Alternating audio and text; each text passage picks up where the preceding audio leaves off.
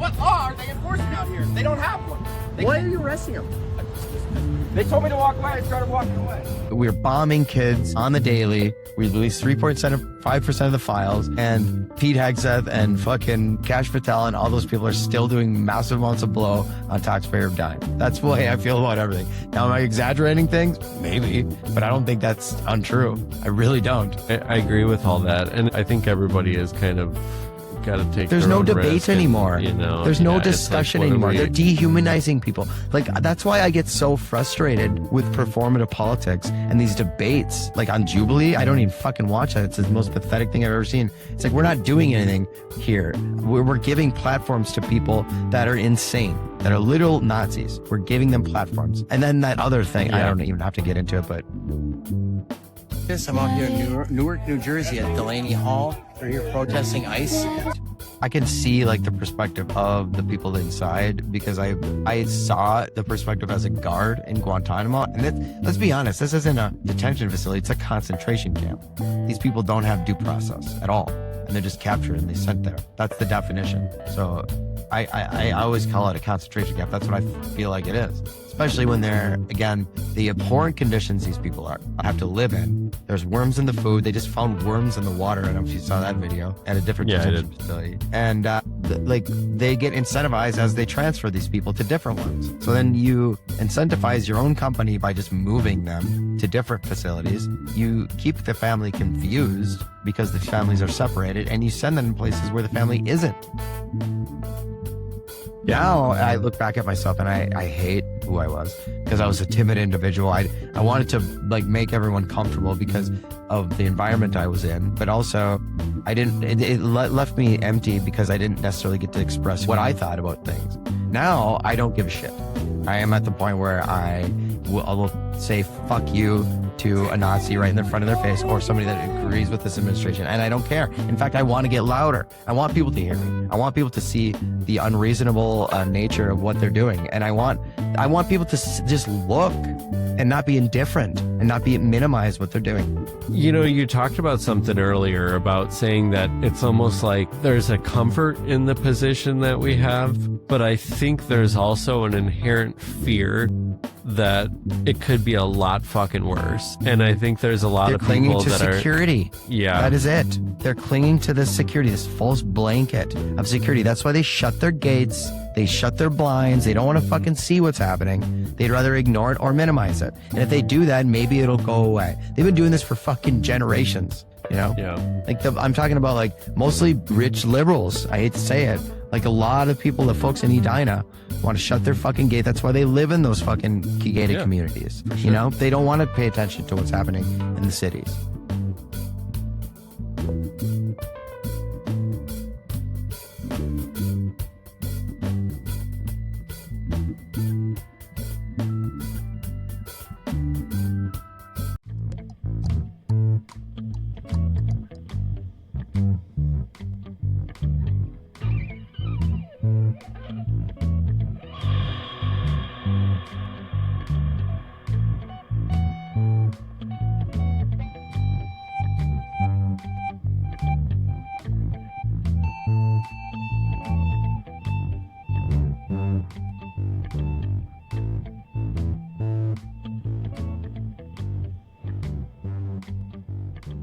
Hi, and welcome to another episode of Occupation Breakdown. I'm going to play a video here to introduce my guest. No, I want your opinion. I just want your opinion. Why can't you tell me? Because you're indifferent. You're a fucking coward. This guy is a coward.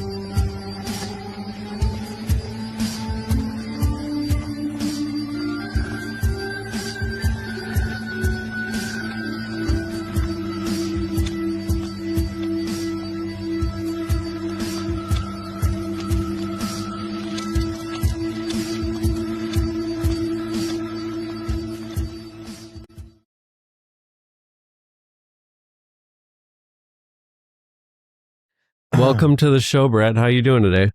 Thank you. I'm doing all right. How about yourself?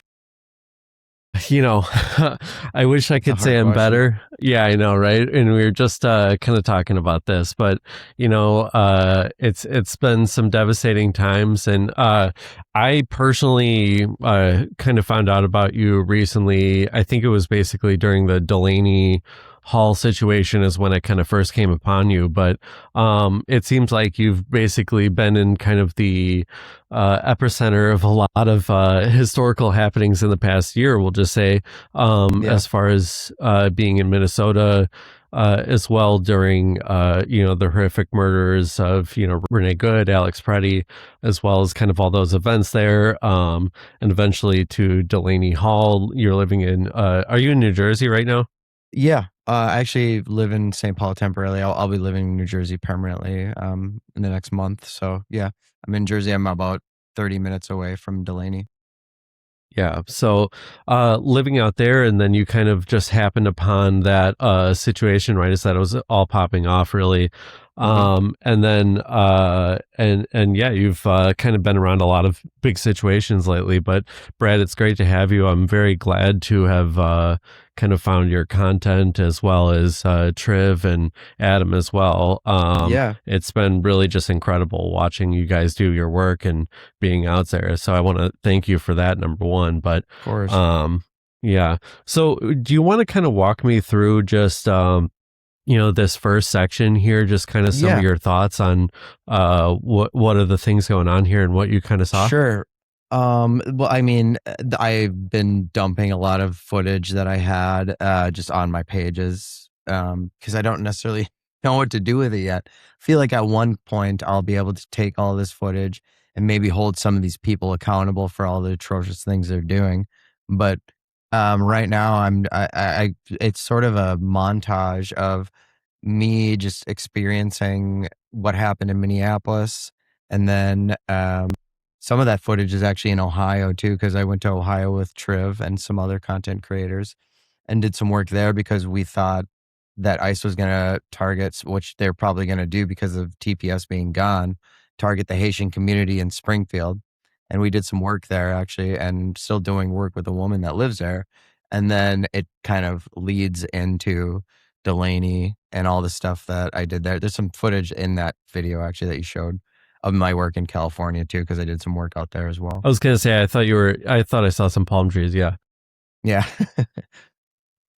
Yeah, Um, I went to the Otay facility in San Diego, and then I did some protest work in Los Angeles too. yeah. And can you kind of tell me what was the origin of what really kind of got you into doing reporting or, Sure. journalism and stuff like that on social media? Um, yeah, I didn't want to. I really wanted to just do Buddhist content, and then it was like the insurgency in Minneapolis happened so close to home. I was like, I have to do something with this. I mean, I just I didn't know what else to do, really. And I was in a position where I don't know if you saw my other video, but I was hit by a bus Yes, I like was. 2 years ago. Yeah, I saw your live stream and you talked about that as well as many other Mhm. things. But yeah, so that was about 2 years ago. You said. Well, yeah, it happened in February of 2024, and I went through a big proceeding, and I didn't really get paid out for it. I had to pay my medical bills and my lawyer expenses just because there's a tort cap law in Minnesota, which limits the payout that you can get from municipalities. That's a whole other conversation. But at the end Well, of because it that, was a city bus. Oh yeah, shit. yeah. Um, and if it would have happened anywhere else, I'd be a multimillionaire probably, just because the extent of damage. It's like the damages alone and the orthopedic surgery costs alone was like over $600,000, I think. Oh Which my was the God. cap is less than that. So it's like, whoa, what are we doing here? But again, that's another conversation. But but that happened, and then Good at Lord. the end of that, I uh, I got my settlement, and I'm like, well, I have a little bit of extra money. I paid some debt off, and I'm like, well, and then all that happened, and I was going to move away. I was going to go to Europe, actually, not Europe, Southeast Asia, and practice Buddhism full time. I wasn't necessarily going to become a monk or anything, but I wanted to just learn more about the Vajrayana specifically. But then this all happened. So I started to cover this. And that was kind of my origins of my, like the very start of when I started to do this. And I hooked up with Triv in Minneapolis too, because he was covering everything that happened. And he was doing a drive, and I was donating a ton of my money to causes like I think the Housing for Heroes, I think it's called, or I think it's called something else now. Not Housing for Heroes, it's like something else, but it was for detainees that were getting released that needed help with the rent and other housing situations. And I just donating thousands of dollars, and he's like, who the hell keeps donating all this freaking money? And it was me. And he it's funny because right before he reached out to me, he was like, he's like, I saw this video of this guy getting hit by a bus. And then he called me randomly, and he's like, and he didn't even put the two together until he saw my picture in the paper. He's like, holy shit. Like, and then he's like, are you the guy that got hit by the bus? I'm like, yeah, that's me. So it's kind of funny. Yeah. Oh my God. That's kind of how we started to work together. And then we just started to do work in different areas. And now we live together doing the work just because we wanted to keep doing it. That's incredible. That's incredible. Well, let me segue into the next video then, because there's, I think, 4 of these. What a fucking joke! Get out! Tend to get pretty angry. Somebody died, okay? These people. I don't think our problem is this guy. I think our problem is that my problem is him too. the laws and the leadership. He's wearing that uniform. Are the okay? issue. Yes. Standing here? Why are you in this organization? DHS. Yes. Good job. Do you agree with what's happening? You can get a different job. What's happening? What happened yesterday? What's happened all over the country? That's a big. That's Shot 9 people. ISIS shot 9 people. Bro, I'm trying to have a conversation, but you're on this side. Do you see the side you're on? You shouldn't do this. You're protecting pedophilia.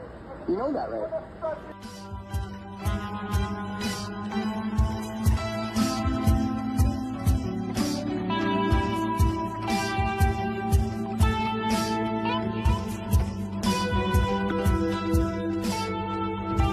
I have a story to tell about that. But yeah, we'll go through it. It's an incredible time to be alive.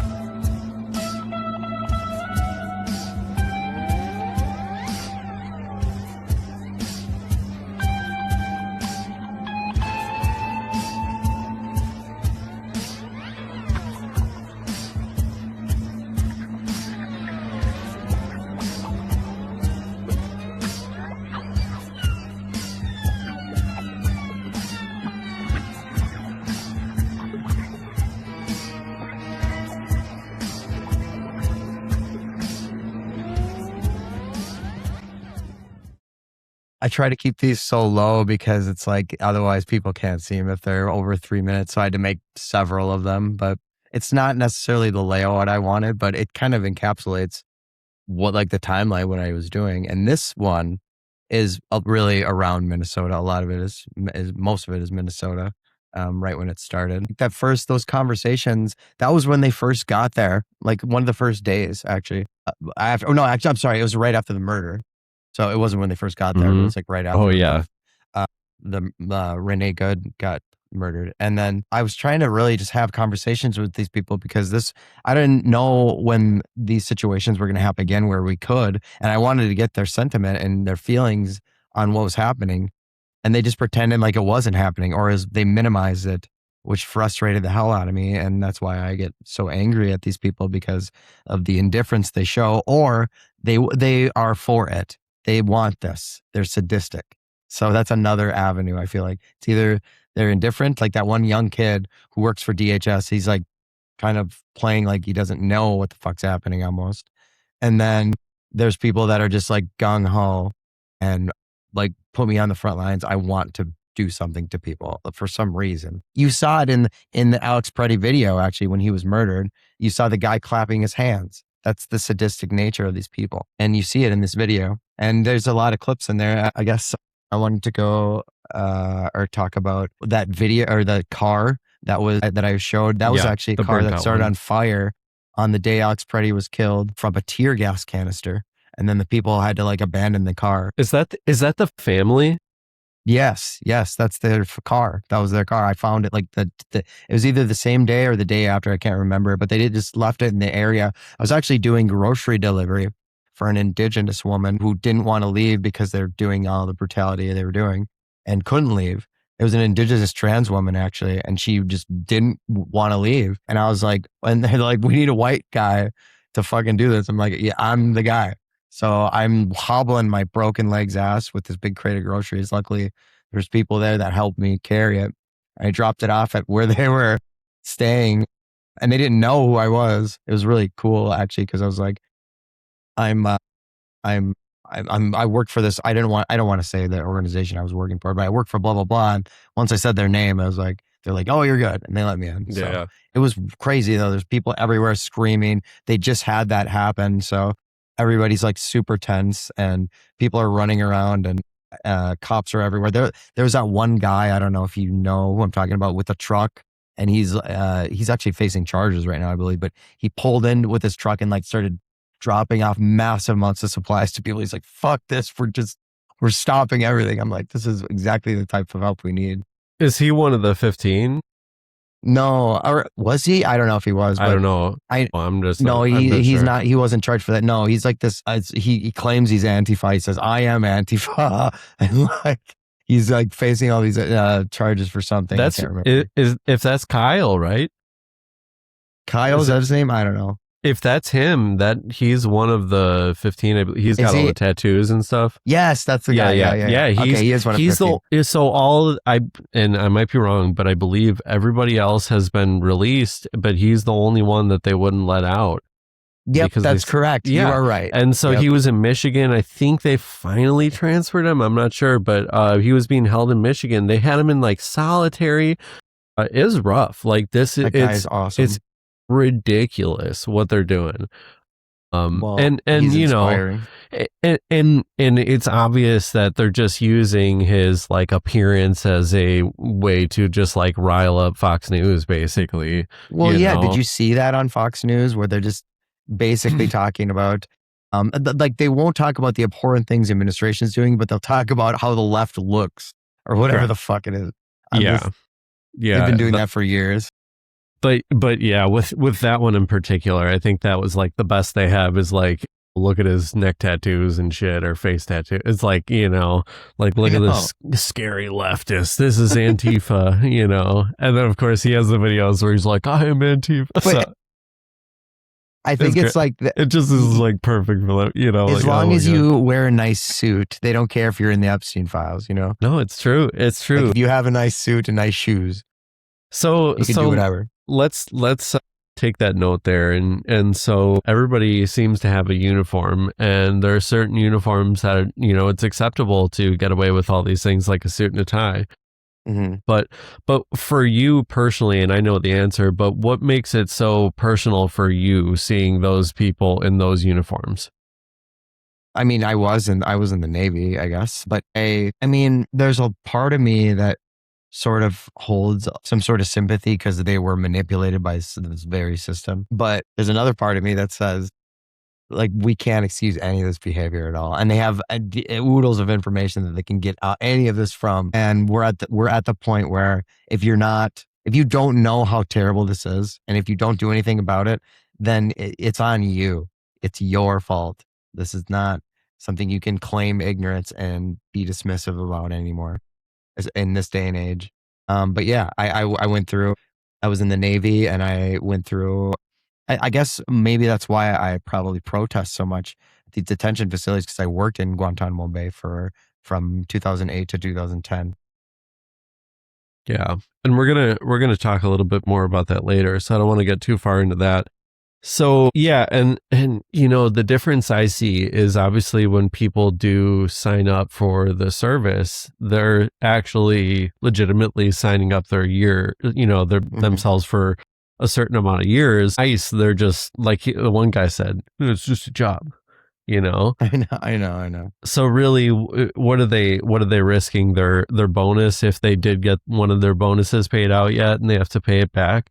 I think that's the most that they're risking as far as I'm concerned, other than walking away from a cushy paycheck. Does that make it, or does that beg the question, or it leads me to believe that they're almost bigger pieces of shit because they're bought and they're willing to do these things simply for that paycheck. Like, if you're in the service, that's my point. And you do abhorrent things in the service, you're kind of in a situation where you lose everything you have. Like, they'll kick you out of the military for dishonorable discharge. So it's like, fucking ruin your life. Right. I was always against what I don't have to get into my service time, I guess, yet, but I was always against what I was doing, but I was sort of stuck in it because I was in this terrible financial situation. I want to go to college, all that stuff, you know?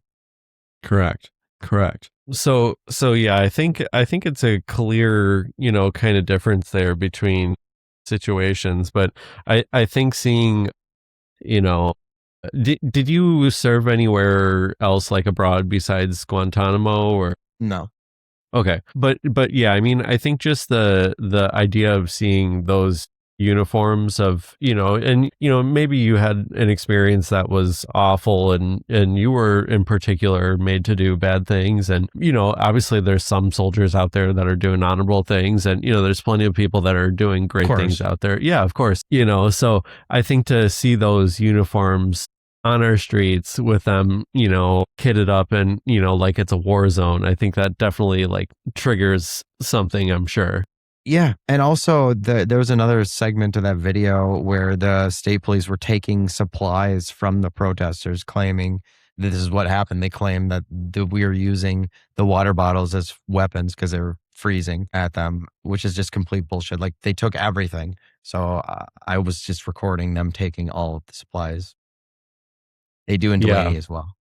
Yeah. And so, I live, you know, out in the suburbs, so I'm not, you know, in the cities proper. I got like young kids, so I don't have the ability to get out into all the, you know, action per se. But obviously, you know, out here during that time, it was basically like this, like Woodbury was like the fucking, it was the hotels for all of them. Like every single hotel was packed. The city of Woodbury has like made it illegal to protest. So basically, if you like it's ridiculous. If you make a noise that they find objectionable outside, I mean, it's not even outside of like the hours of time, you know, when noise violations would be. It's like any point they could just decide it's a noise violation and show up and shut it down. And they have it written down, any type of amplification, blowhorn, instrument, hitting things together. Like, they've literally written it down all so the police can come up in it anytime to shut it down. So it makes me want to go protest there right now, actually. Obviously. And so, and I've got a great video, and I know it's like, you know, it seems childish compared to the type of shit that you guys are reporting on, you know, but we were trying to do a sound protest. I think it was the Friday after, you know, she was murdered there, because basically for us, what happened there was, it was like all of a sudden, you know, I started getting into, you know, just getting, you know, more into groups and stuff and like learning what's actually going on. And, you know, all of a sudden it's like, holy shit, there. Every single fucking hotel in our town is slam packed, and it went from a couple to like 50 vehicles in every single parking lot at night, and it was absolutely crazy. And then 50 ICE vehicles. Yeah. At like 8 or 10 hotels. And some of those protests I saw in that you showed in that video, what that was at hotels in Minneapolis. Like, we were doing noise. Yeah, they're crazy. A lot of towns were able to, you know, people were able to get away with it because there was numbers, you know. So it was awesome. It was so awesome. You know, it was something I had tried to, but it was like, you know, I just couldn't get people out there. And so, you know, and you know, I'm not ready to get arrested myself. So I hear you. Yeah, I am. So, I'm ready to like fucking die for this shit. Honestly, I really am. Which is great, you know. So that's you know, obviously, I think everybody does have their, part Their in this, limits, and it's like, yeah, their circumstances. I totally get it. Like, You I don't know. have a family. I'm in a unique circumstance myself, so I I have the capability and the money and the opportunity to do this. So I'm gonna do it. But my brother, he has got kids, and he just can't. Well, I get it. and I think there's a couple things there, because obviously there's like, I gotta, be there for my kids, like, and not get arrested in that sense, Totally. but also like, I gotta teach these kids to not be these fuckers, and also Right. how to think critically enough to combat all this bullshit that's coming at Right. them, You and do how it in to, a different way. You know? yeah, We all it's, have the role. yeah, And I think so, it's like, I'm sorry, I didn't mean to cut you off, but No, you're good. I was going to say, like, it's like, it almost makes you want to do it more because we're not going to create the world that they're going to be living in anyway. It's like, we need to change this shit. Otherwise, there's going to be no fucking Correct. world. for Correct. them. Yeah, so it's definitely made me a lot more civic minded. Obviously I've been paying attention, for a while now, but Yeah. I think that was something that was like, holy shit, now you're really a part of this community now, like, you're showing up at schools. It's like you're interfacing with like thousands of people, and you're smack dab and part of this. Like, this is your reality. You got to care about this, or else you got no, like, what are you doing? Yeah. So Yeah. you can't complain if not. So, but anyways, let me jump into the next video here, Okay. and we'll segue from there. Don't get too close. I started walking away and they arrested me. Why? I don't know. Dude, I guess we're standing in the street, but all I was asking them was, what law are they enforcing out here? They don't have one. Why are you arresting him? They told me to walk away. I started walking away. I got you, man. Yeah.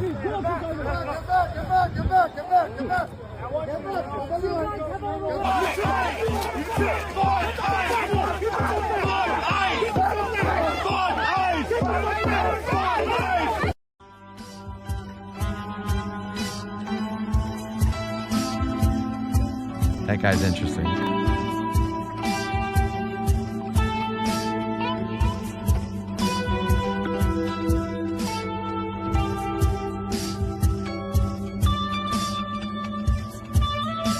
I'm out here in Newark, New Jersey at Delaney Hall. We're here protesting ICE. I love her. She's like a good friend of mine.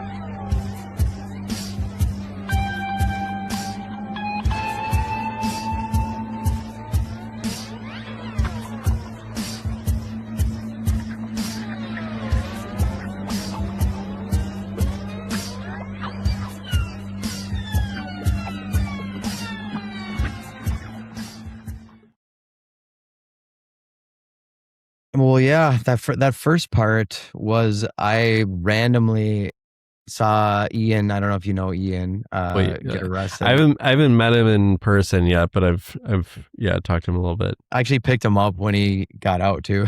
It was later that day, but yeah. That was just a random me and Triv were walking up and we saw that, and all he was doing was like, I didn't even see what he was doing, but he told me, he's like, he was in the traffic and they said he was impeding traffic, but they had that road blocked off anyway. So he's impeding traffic in the blocked off road that cars can't even go into anyway. Like, it seems like it was just a bunch of made up bullshit to me, but who am I? Yeah. Yeah, and I think obviously he's got a way of getting to these people, like they're, as you as well as someone who served, I think you both have a way of like kind of getting down into the, people and making the fucking cops and the, people, like you could get at them more, Oh yeah. I use that card. I don't use my veteran card ever in life unless I'm talking to these Nazis, because these people are malignant narcissists. They don't have a self. They don't have no concept of a self, and they crave their orange daddy to tell them what to do and give them gold stars. So what they need is to these authoritarian institutions. Why do you think these people love the fucking cops, the military, like other like agencies like that? It's because they love this authoritarian structure. And I think this has a lot to do with patriarchy itself too. And that's another subject. But I feel like they love to be told like they're doing a good job. You know what I mean? That's why they love these, like this whole hierarchical structure is exactly within their malignant narcissistic tendencies, in my opinion. Yeah. Yeah. So, how did you kind of happen upon this whole situation? Because you just kind of like moved back right as, or you were like in the process or whatever, like, and you just kind of happened upon this. How did that all kind of come about? So I went to New York on a like sort of a vacation because I was actually visiting a friend out here, and she lived out here, and I was like, well, I'm gonna go there anyway, and I knew some other people in New York, and I got here and we started to do work here in different boroughs because we saw just poverty, and I was like, we can move out here and continue this work.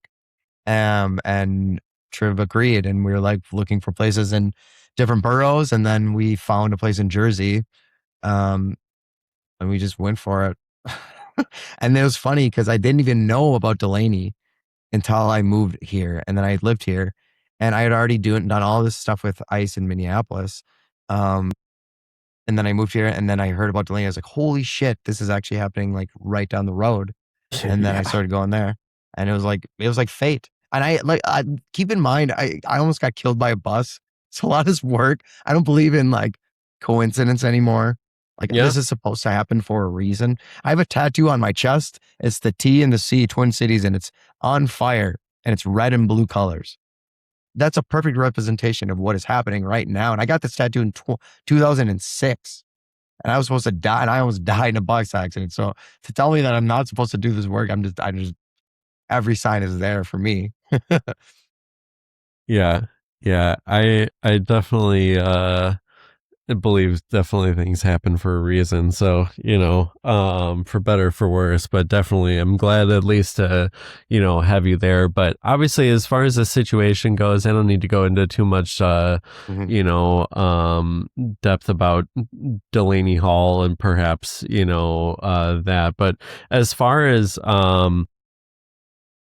just yourself and your connection basically with Guantanamo, is that really that's like what you said really draws you kind of to the detention centers and everything like that? I think maybe again, I look at, I can see like the perspective of the people inside, because I saw the perspective as a guard in Guantanamo, and I guess it's not the same thing by any means, but it's still people in detention. It's still people like without the ability to leave. And let's be honest, this isn't a detention facility. It's a concentration camp. These people don't have due process at all, and they're just captured and they sent there. That's the definition. So I always call it a concentration camp. That's what I feel like it is, especially when they're, again, the abhorrent conditions these people have to live in. There's worms in the food. They just found worms in the water. I don't know if you saw that video at a different detention facility. Like they get incentivized as they transfer these people to different ones. So then you incentivize your own company by just moving them to different facilities. You keep the family confused because the families are separated, and you send them to places where the family isn't. So the logistics on how to have visitation gets squashed right away. So they want them to feel pressured to sign these voluntary deportations, because then their hands are wiped clean, and then they can put another chalk on their their rap sheet, because again, they just had their budget tripled this last budget go around. So as soon as they can mark off another deportation, that's another mark for them to get another funding source, because they can mark that as a statistic. That's how government institutions work. Yeah. And obviously, and we'll go into it later as far as Minnesota, what's kind of coming here. But, we saw as far as with transportation, Whipple wasn't technically a holding facility, so it was a temporary, even though we know that's bullshit. But Right. basically it was, you go to Whipple, they fly you sometimes within hours, sometimes within who knows how long. They fly you to Texas, then they shoot you to Louisiana, then they shoot you, somewhere else, and they bounce you around, and then shit, we fucked up. You were actually here and it's totally fine. My bad. They send you back, and then you walk out the door. Your fucking life is maybe already completely fucking ruined by then, 30, 90, whatever fucking days later. And then you got Haven Watch being like, hey, let's try to piece your life back together. Sorry, Haven Watch. That's the group I was thinking of earlier. Oh, Yes. I was wondering if that's what you're talking about. Like, I was like, because I was thinking, maybe that was someone else. Okay. Nope, yeah. Nope. It was Haven Watch, and that's what they're called now. I know they changed their name. It was Safe Haven, but that was Safe like Haven, like a battered women's shelter, so they had to switch the name. That's right. That's right. Yep. Existing, but yeah. So no, I know. But by the way, when it was in the heat of the insurgency in Minneapolis, they were releasing these people in the middle of parks when it was freezing below zero, and then we'd have to have people literally in rapid response sitting in parks at 3 a.m. Just to see if people were going to be released because they could potentially die. So that's another. Okay, so I heard of one instance basically where that happened, but I'd never heard of anything substantial about it, and I assume that person is probably just trying to protect their identity and stuff. But do you know if that was a guaranteed event that happened? If someone got the ship, lacerations, stuff like that, and they were released in one of the parks? That's all I'd heard. So I don't know, I hadn't seen any actual physical reporting, but you know how it is. It's like there's so many things that happen. Not everything is going to get reported on. I didn't hear anything other than that, but I do know I was part of a response group that started to sit in parks after that did happen, after the initial one that I heard about happened. Yeah. I don't know. It wouldn't shock me if they did it more and more to more people that we just didn't hear about it too. But yeah. But anyways. A lot of the folks that are getting released, they don't want to have any media or anything done to them. That's another line as far as Delaney too. It's like we were there essentially to almost disrupt or stop operations. We don't want these things to happen. That's why we're there. Correct. But there becomes sort of a line when you're starting to affect visitation. And a lot of the times, the people that work within these facilities will use the visitation as a protective shield from the protesters, because and then they'll say that, well, now we're not going to allow visitation, or we're not going to release people on this time because the protesters, and that is counter to what we're trying to do. Try to wedge yeah, people. it's hard to find where that is. Yeah, well, and I think they use that to try to wedge the community and try to get us to fight with each other about what's appropriate protesting. And 100%. That's definitely a Whipple tactic as well. Yeah. And I know there's people that are on both sides of this thing. And let me also say that there's also people I vehemently disagree with when it comes to protesting, and they start to police the way you protest. Totally. I think that is bullshit. We're at the point of we've released 3.5% of the Epstein files. Okay, that's where we're at as a society as a whole. We're bombing kids on the daily. We released 3.5% of the files, and Pete Hegseth and fucking Kash Patel and all those people are still doing massive amounts of blow on taxpayer dime. That's the way I feel about everything. Now, am I exaggerating things? Maybe, but I don't think that's untrue. I really don't. Wouldn't surprise me. Yeah, and I agree with all that. And it's definitely, I think everybody is kind of got to take There's their no own debate risk anymore. And, there's no discussion anymore. They're dehumanizing people. That's why I get so frustrated with performative politics and these debates. On Jubilee, I don't even fucking watch that. It's the most pathetic thing I've ever seen. It's like, we're not doing anything here. We're giving platforms to people that are insane, that are literal Nazis. We're giving them platforms. And then that other thing, I don't even have to get into it, but that drives me insane. No, I mean, honestly, I think you got a point though. It's just become a thing where, I almost feel like, when you come on and you do this and you're like, okay, well, how am I going to try to get my shit out there, or how am I going to go viral or something? It's like, okay, well, are you going to do it to just let me throw zingers at right wingers? Is that your thing? And then, and I think some people think that that's what an incredibly low bar. And how much intellect does it really take to throw to one up a right winger? Yeah. Like, honestly, what are we doing here? And I think it's beyond right wing, left wing politics at this point. It's way beyond that. I agree. I agree. Yeah, we're trampling on the Constitution. They shit all over the First Amendment. They shit all over the Fourth Amendment. They don't have any concept of these things either. They don't know what fascism is. A lot of these people, if you try to talk to them and try to explain the 14 tenets of fascism, and they don't know any of them, and they don't know what that word means, and they don't have any concept of World War II, don't know who Mussolini was at all. They just kind of glaze over it.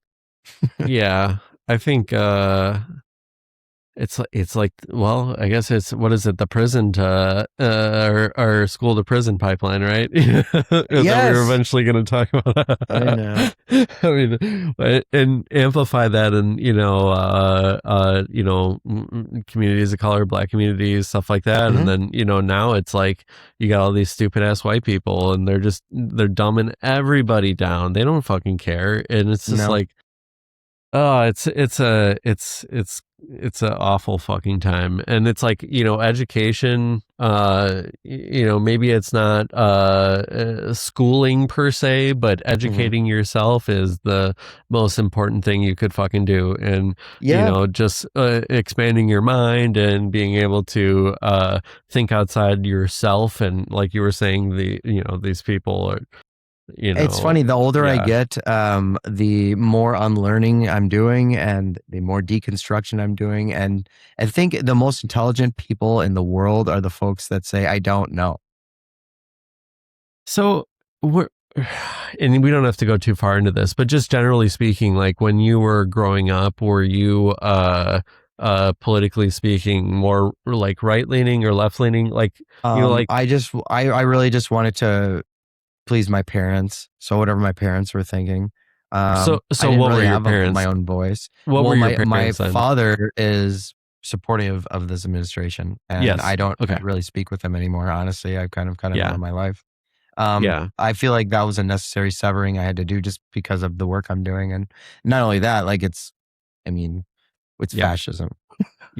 So that was easy for me. But I sort of had to, I guess, because I was in the Navy, I was kind of pressured into believing whatever my peers were believing. And there's not a lot of lefties in the Navy. So a lot of the time I would sort of, I guess, I wouldn't necessarily agree, but I would I would be passive. I would let them talk and do whatever they were doing. Now I look back at myself and I hate who I was, because I was a timid individual. I wanted to like make everyone comfortable because of the environment I was in, but also it left me empty because I didn't necessarily get to express what I thought about things.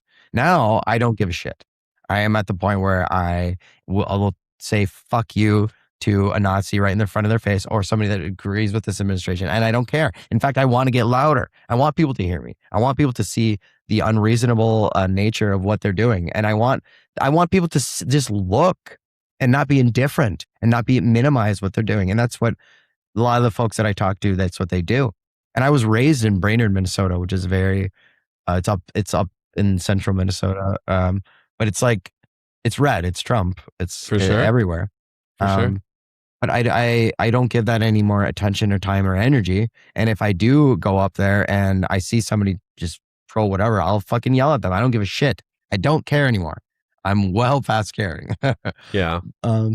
So I guess for me, I think I had to read books. Like when I was in the Navy, I read a lot of Noam Chomsky, who I don't like anymore because he's in the files. But I read Manufacturing Consent. And I read Howard Zinn. What a shame. I read, God, that's such a... I know. I could talk about that. It's like, too, you gotta be fucking kidding me. He's just a piece of shit. Oh, but he explains Manufacturing Consent very well. I mean, I will admit, like, the book is really good if you want to understand propaganda. But it's sort of like, it's almost like if you like a movie and then you find out the director is a pedophile. It's like, well, do I like this movie anymore? No, I don't know if I do. There's a line, right? Yeah. No, and you could say this with musicians. You could say this with artists. Dude, it's like you know what, I hate to say it, but and I always have to catch myself because I grew up you know, on Space Jam and stuff, but I always have to be like, I can't believe I can fly, and I'm like, oh shit. I'm like, no, I can't do that. Because the song is actually very catchy. Yeah. It's like, oh wow. Damn. Yeah. I know, man. Fucking bullshit. Or you see a Woody Allen movie or something, or what else? Roman Polanski? Like, what the fuck? Yeah. What are we doing? And here's the thing. I feel like there's a lot more of those people in Hollywood that probably do this abhorrent shit that we just don't know about.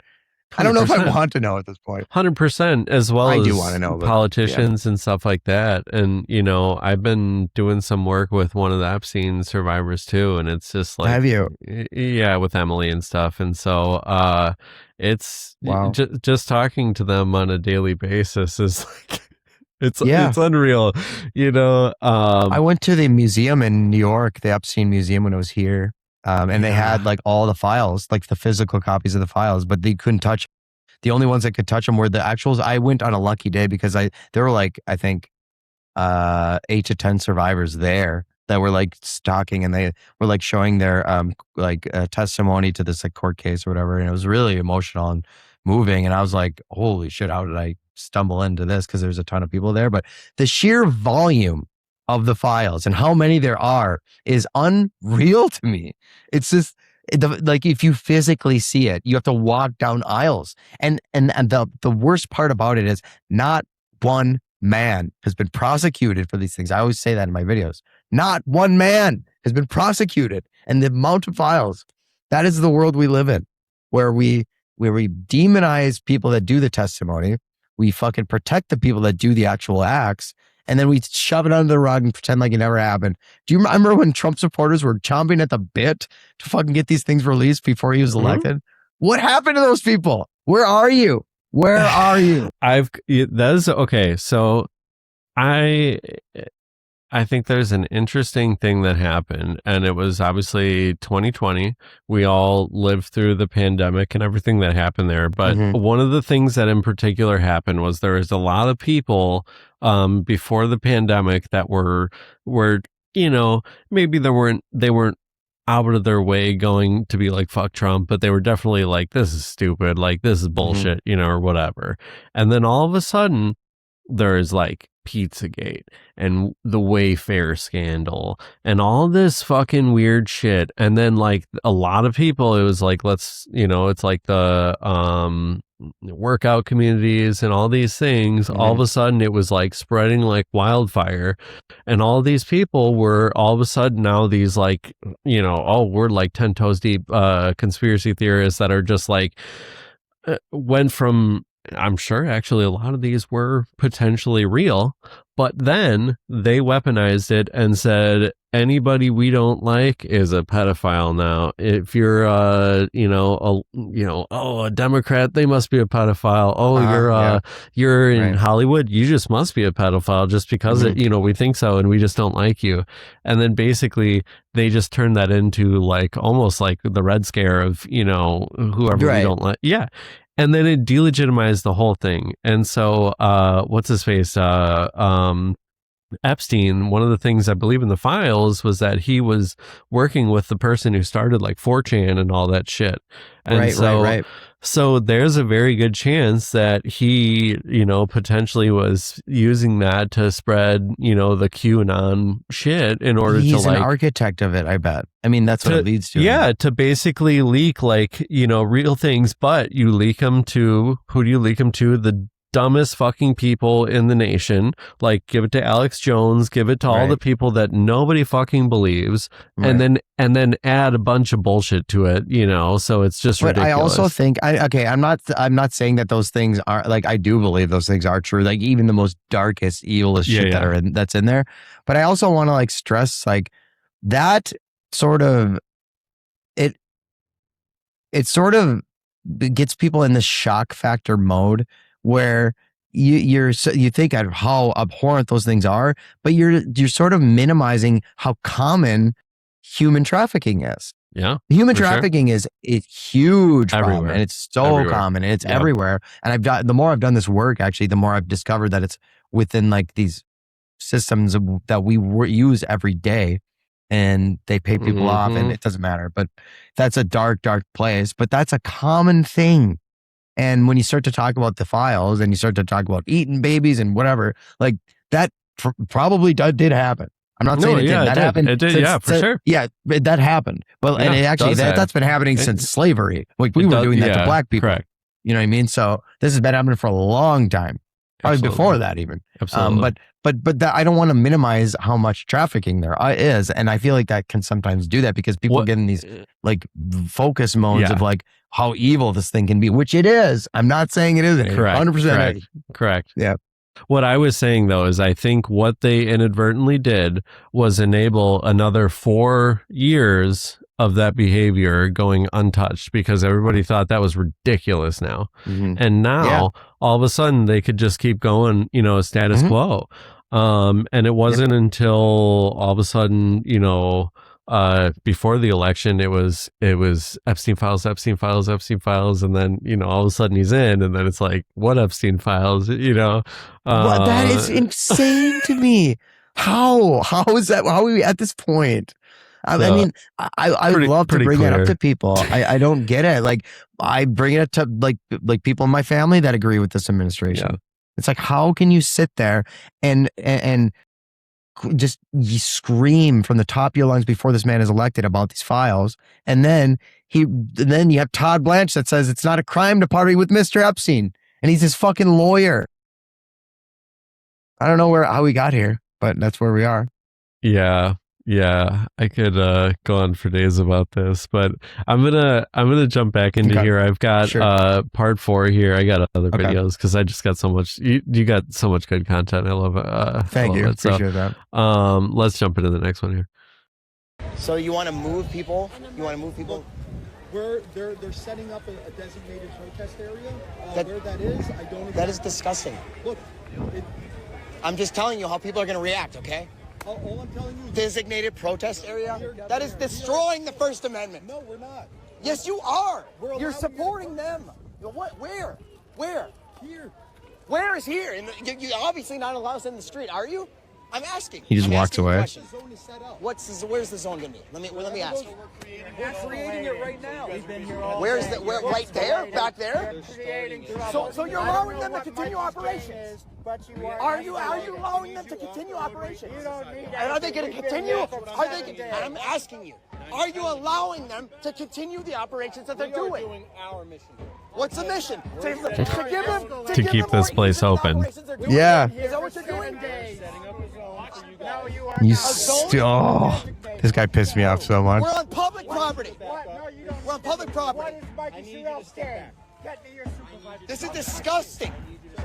I need you to step back, he says. Short shit here. Yell at people. Tell people. He's shorter than me, dude. That's insane.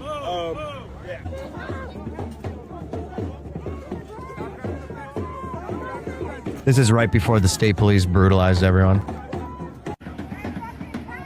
They push the fence line back a little, but there's just a line of cops along the fence pushing it back and forth.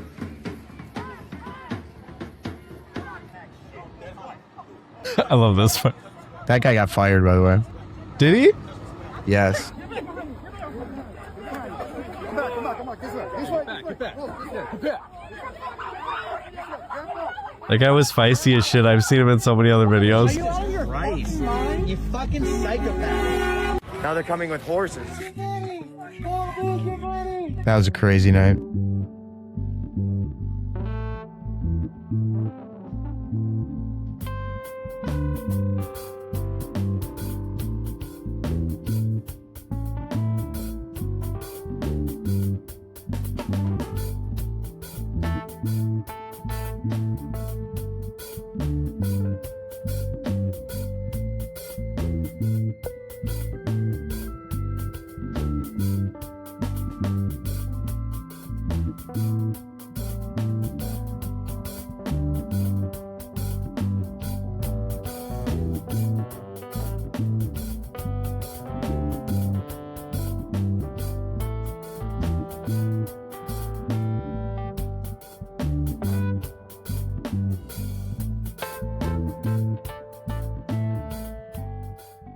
I I will say you do get some very beautiful sunsets at Delaney with all the chemicals and everything, I feel like.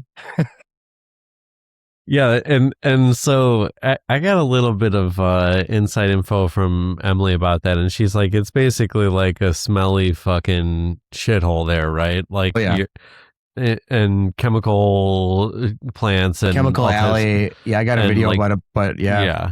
It's like a sanitation area. There's like a huge sanitation facility like a block away, and then across the street they burn animal carcasses to make some fucking product. I don't even know what it is exactly, but it's like a rendering. Yeah. Is it kind of like, you know, there's what is it? There's the bridge over the Mississippi on like 494 on the south side. That stink ass bridge. It's kind of like that. Yeah. I think that's a rendering. That's plant. very similar to that. Yeah.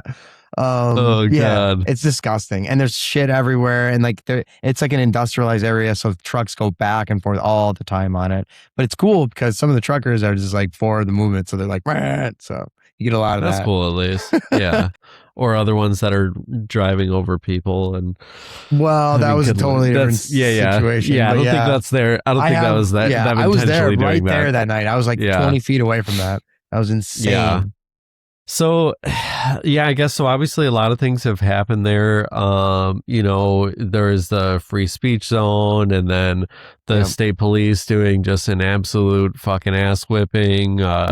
What, you know, Ian got arrested multiple times throughout that, and hit with rubber bullets or pepper balls. Yeah. Oh, that first day, it was just him getting fucking shot up, basically. I know. Because he'll get hit, and then he'll say "fuck you," and then he'll get hit again. He's like, he's definitely egging him on. I mean, like, he does. I fucking love it, but he's gonna get hit. I mean, it definitely it scares me because I'm just like, oh god, you know, it's gonna happen, you know. I know. But, God, I love him. God. But anyways, you know, and like I said, so his speeches are just like, you know, literally just, you're just reaching into their souls and, you know, directly under their skin and just fucking. Well, they hate it. Yeah. They hate hearing the truth.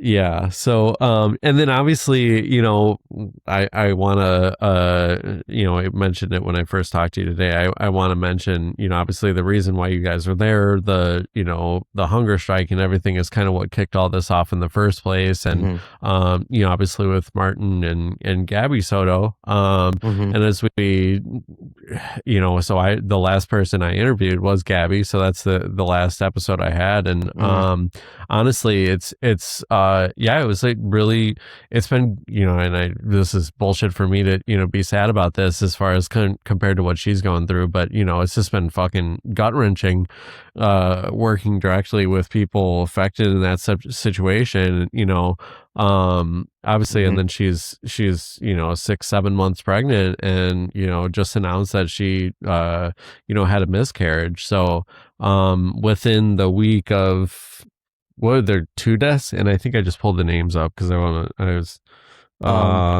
is it? So Edwin Lopez Cornejo, and then what was the third one?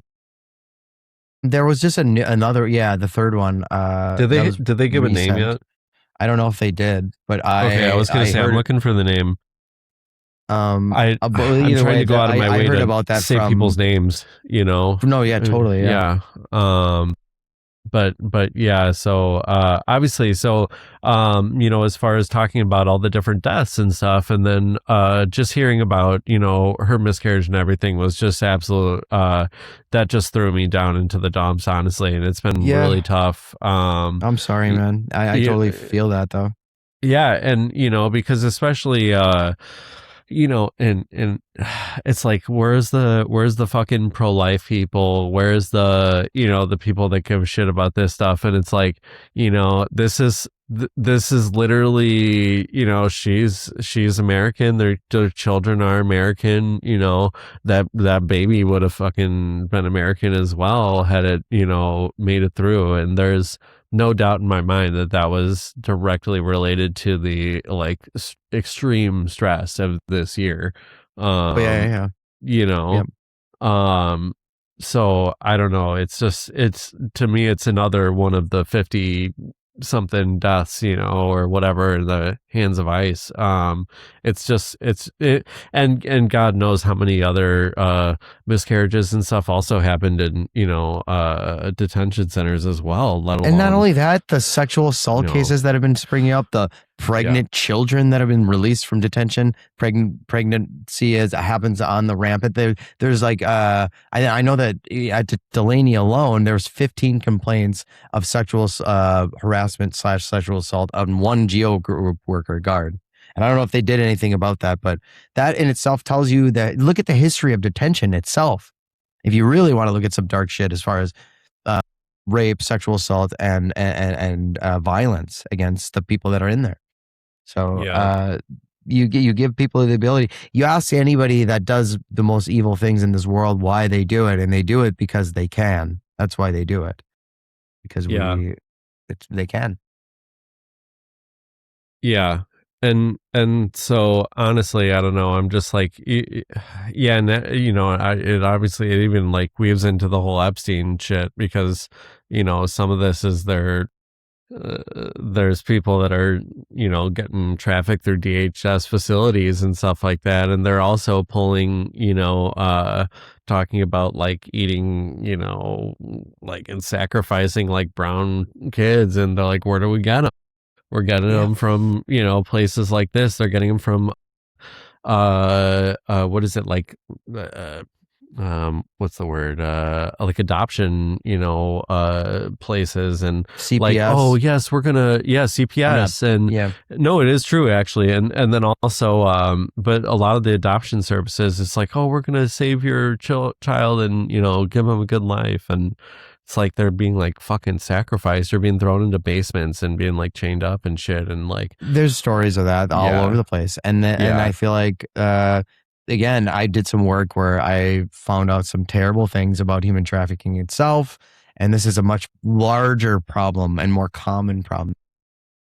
Yeah, and I think like the Epstein level, it is just one part of it, let alone the people that are just casually trafficking children for the fuck of it, or for that their happens. own Yes, personal it's common. pleasure. Yeah, I know. And not just to blackmail people and to do that, So it's like, it's definitely. I think it's a lot easier to do under the guise and the protection of these institutions in a way. But I mean, this happens within private industry. This happens within private people just doing it. And especially if you have money and you're doing it, it's like, it's easy. People will do anything for money if you pay them enough. It's disgusting. Yeah.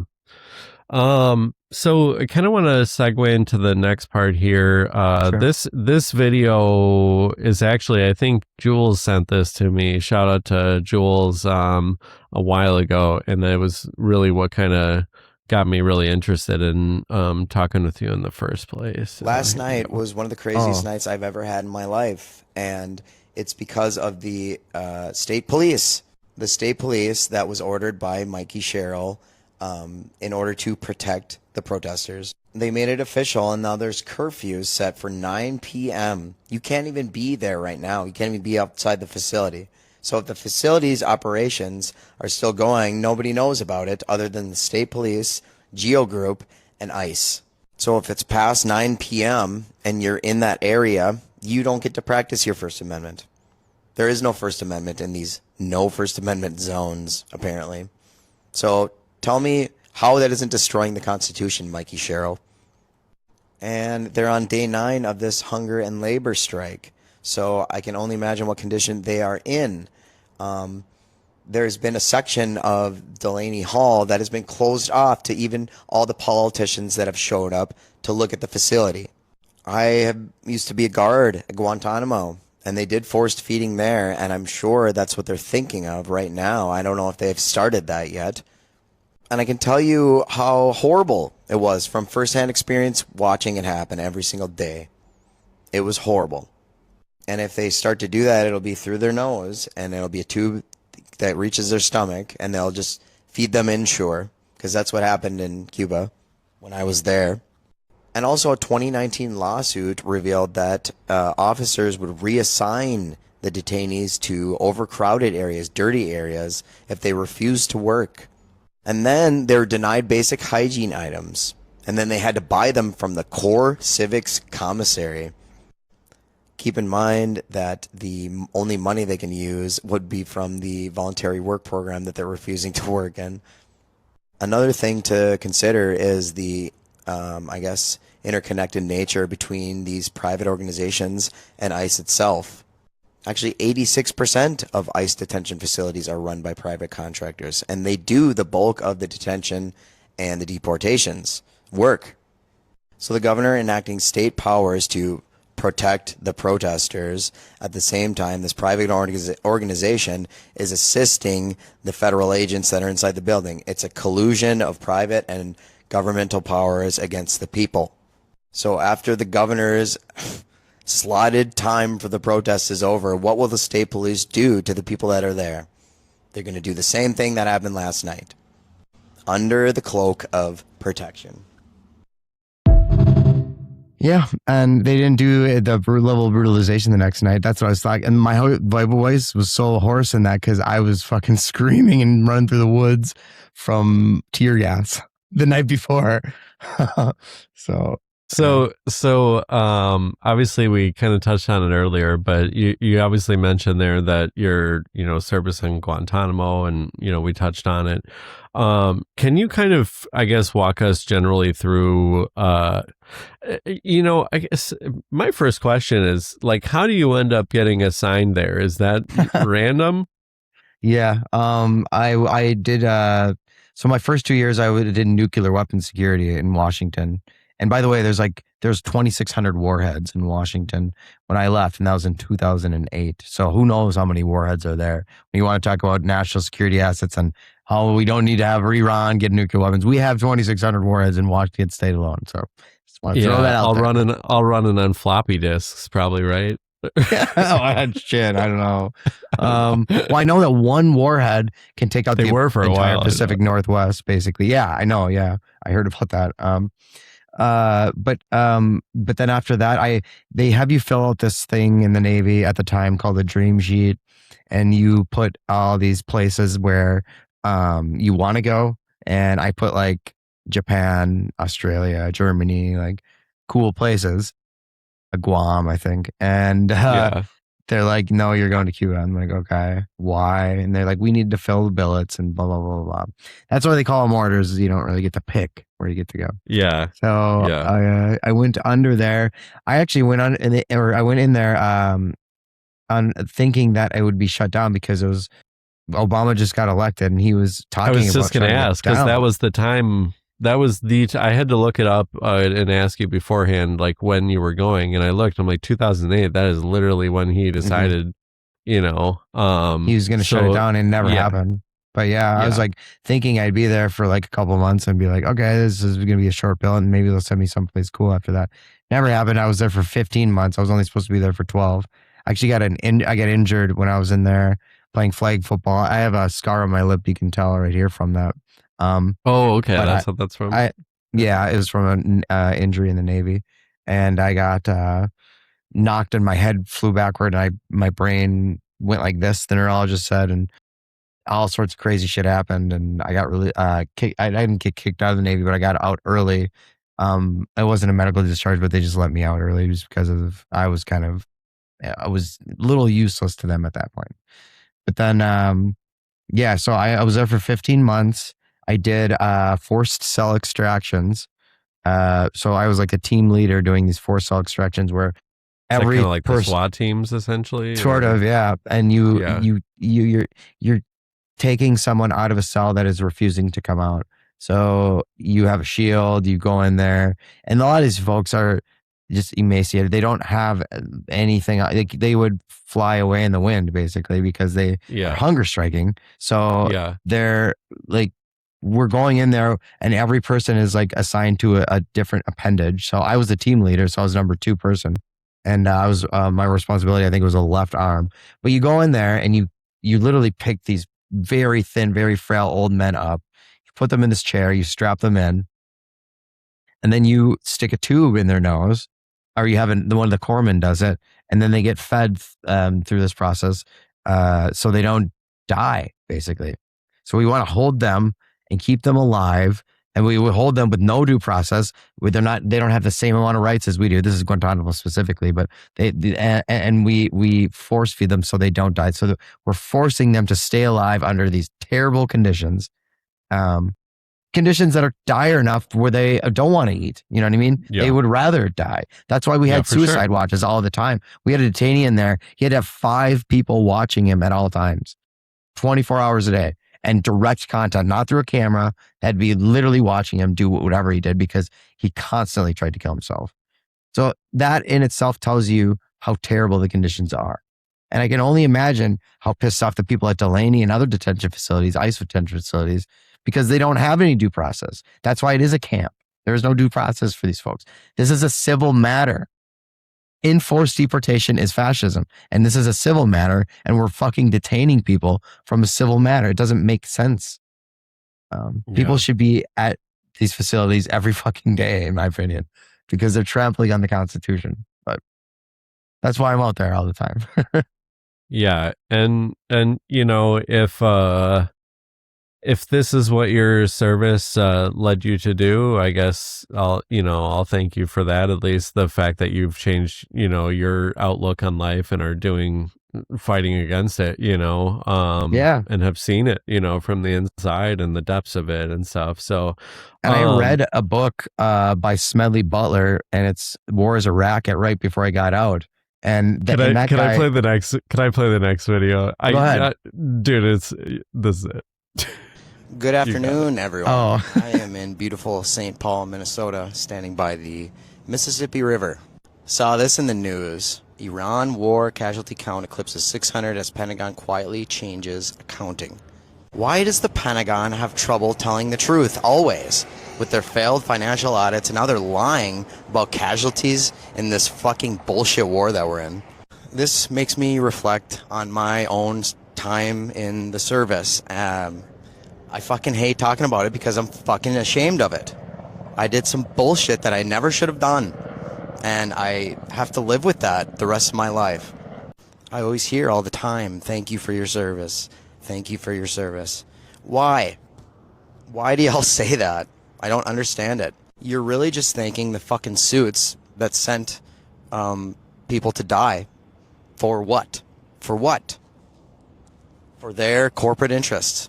And I want to leave y'all with something from a man that I admire a lot. And I read his very small pamphlet called War is a Racket shortly after I got out of the Navy. War is a racket. It always has been. I spent 33 years and 4 months in active military service, and during that period, spent most of my time as a high-class muscle man for big business, for Wall Street and the bankers.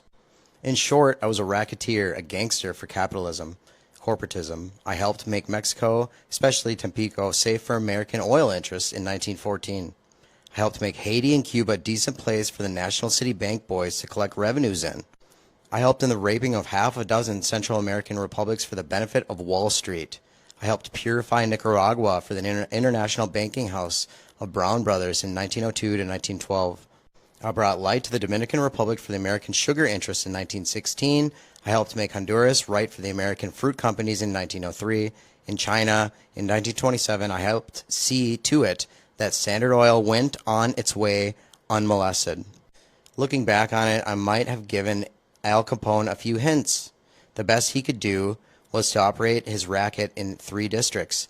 I operated on 3 continents. And this was from Smedley Darlington Butler, United States Marine Corps Major General, one of the most decorated Marine Corps veterans ever. So what did those 600 people die for? Why did they die? Was it to ensure that we have freedom? What the fuck is freedom to y'all? The freedom to protect those in the Epstein files? Those people have freedom right now when they should be drug out into the town square.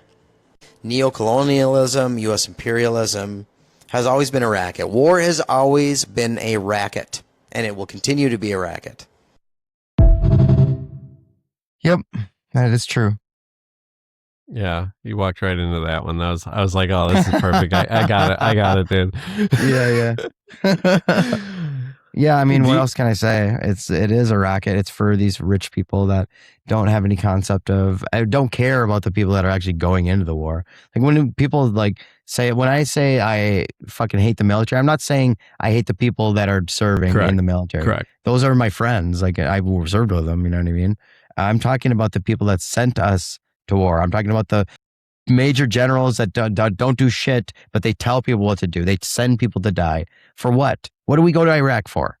What do we do? What are we in Iran for? Why do we go to Venezuela? Why are we doing why did the Contras go take over all the Sandinistas in Central America? Why did Reagan do all this bullshit? Why do we ally with General Suharto and slaughter the people of East Timor? Millions of people by U.S.-backed coups. Why do we try to start a coup in every fucking place ever that threatens under communism? This is because of corporatism. This is because of corporate interests. This is because of rich people with money, and they have interest in extracting whatever resource they can, or taking over the government in order to extract and make their commercialize. That's why they want to do this in Venezuela. They want to do this because they have corporate interests in Venezuela, and they have for a long time. They've been talking about this forever. Same thing with Iran. But anyway, I'm rambling a little bit. I really can't stand US imperialism at all. You're good. And this is what this conversation is about, so it's perfect. So a couple things there. And so myself, I am not a veteran. I have not served in the armed services. So your perspective on that, I've always felt obviously, it goes without saying that there is definitely, and I saw someone respond to, I think maybe this video or something else. I saw someone respond to it talking about, this is why you think a veteran. And, I think it's reasonable to say, yeah, like these, you are giving up the, years of your life, let alone the potential to just die at any point, for whatever reason across the world. You could just get bombed at a random base and that's it, so obviously that is all true and stuff. But, as you start to see the, like now that it's the Department of War and not the Department of Defense, and the type of like change, not to say that we haven't been doing, No, I think it's just a more accurate depiction of what we've been doing. That's what it is. But yeah, I know. But as well as amped up, a little bit as well. So, obviously, it becomes a little bit more visceral. I agree with you, but like this is nothing new for America at all. It isn't. Yeah, Obama did this. Fucking Bill Clinton did this. Bush. Look at Bush. Yeah, so I think it is a weird thing because it's like it is like an awkward I feel like people, they feel obligated to say it, and it's interesting that you kind of brought that up, but as I start to think about it, it's like we've got the the way it seems like they're obviously trying to do the best they can to impoverish people across the country. What did you talk about as your reason for joining? You're like, I couldn't afford to. Did you say something about money being a part of it, or was it like in the Navy, like joining the Navy? Yeah, basically, my family didn't want to spend money on college for me, and I wanted to go to college. And actually, before I joined, I was addicted to a lot of drugs, and I wanted to I feel like a lot of the times recruiters go to impoverished places to recruit is for those reasons. It's like they can sort of coerce them in order to get, we can set you up for life. This is why missionary work is so, I feel like manipulative, because they go to impoverished countries and they say, believe in Jesus, and then they give them all the food, and then people believe in Jesus. You know what I mean? Yeah, so no, for sure. And it's used as a coercion tactic. Take their children and send them into child trafficking. Another subject, but I don't want to go off that rail again, because that's the easy one for us to continue. Right. But so I'm thinking about this, and all these things start to kind of interconnect. And we have we're obviously the Smedley Butler thing he's talking about, doing basically corporate protection around the world. And you start to think about, okay, well, why do we have all these immigrants coming here in the first place? And why is South America decentralized? And what happened? And it's like, oh shit, that was kind of us. It definitely was us. Yes. I don't know if to say kind realize. of, but yeah, the reason why they're leaving these war-stricken areas and trying to escape poverty and escape the gangs or whatever the fuck people like to say. Yep. Like, they're doing it because we bomb them. We bomb these countries and we take out whatever, and then they have nowhere to go. And then they come here and we're like, stay out of our country. It's like, yeah, okay. Yeah. And so it seems like, basically there's, obviously the fact that we've destabilized these countries. And then there's also, let's reduce the education. Let's, cause shitty ass economic positions so people don't know better. And they have no other option, to the point where it's like, well, I guess I'll take the chance, and so, then you start to think about ICE and, all those things. And there's legitimately people in there that probably legitimately just need the job as much as they're sick. Maybe they're, 100%. less sick, but I'm sure there's a lot of them that are just fucking desperate and they're just like, fuck, I might as well do it. Yeah. I have some inside information I can give you about, some workers within the facility, not necessarily, I don't really want to specify what group, but we were able to, they told us that they've been working for this organization for about 15 years and they hate what's happening now and they want to get out, but they're like a couple months away from getting a pension. So it's like, I can't leave. It's tough. I'm like, it's real life. Because I feel like the powers that be have created this level of comfortability for people. So it's like, well, we have to stay within this economic system that we fucking hate, because if we don't, if we lose our job, we starve or we lose everything we have. That's literally what it is. Correct. It's like you don't have to listen to our corporate rules. You don't have to be in a corporate world at all. But then you have to starve. So I know this is kind of a long arc that I've been going on here, but you get to this point where we have these economic conditions that are just desperate. People are uneducated, and I'm embarrassed to say this, but I think it's pretty common when you start to think about the way people view the military. There's obviously people that view it as like a thing they're signing up to do the service, and they're signing up because they want to, serve their country or whatever whether it's a kind of fetish thing or genuine, actually, like, I want to just do the right thing, those people obviously exist out there, but there's plenty of people that see it as like either, I remember as a kid, it was like, you better do good in school or else you're going to have to like go to the military or something, or like, it was, I think for a lot of people, it was used as a threat, or you're going to go to jail or you're going to go to military, the military, or for some people, it's literally, that is the choice, right. You could either go to jail or you can go to the military. And some of them are like, well, I take my chance in jail, so, or the military, but, but I think there's kind of this thing where you think about the American dream. And when I start to look at corporate America and the way all these things happen around the world, really a lot of the money at the end of the day ends up being this kind of like defense, industrial, military industrial complex. Military industrial complex is literally lifting up our entire economy. We're talking about the security state and then the private prisons and all this stuff that, all these apparatuses that kind of come together. And it's these like, large corporations are involved. Lockheed Martin, Boeing, correct. Raytheon, like all these companies are making tons of money. And right before I left Washington, the nuclear weapons facility, like it was all Lockheed Martin. It was all Lockheed Martin, and they would make bombs every single day. So we're literally giving them money every day to build bombs, to put them in a fucking hole. So we'll use them. Yeah. And my thought is basically it's you either go fight or like it's like the American dream is that you go make money off of the weapons. And it seems like the rest of the economy, the big winners are the people that are profiting hand and fist off of this. And just like you said, all the defense contractors, all these different things. And then under all those defense contractors are all the companies that are helping them operate. And I know. I think it's and they pressure politicians when they hear about war, when they hear about defense budgets, when they hear about like sending money to Israel, like they love that stuff. They love it because that's cha-ching for them.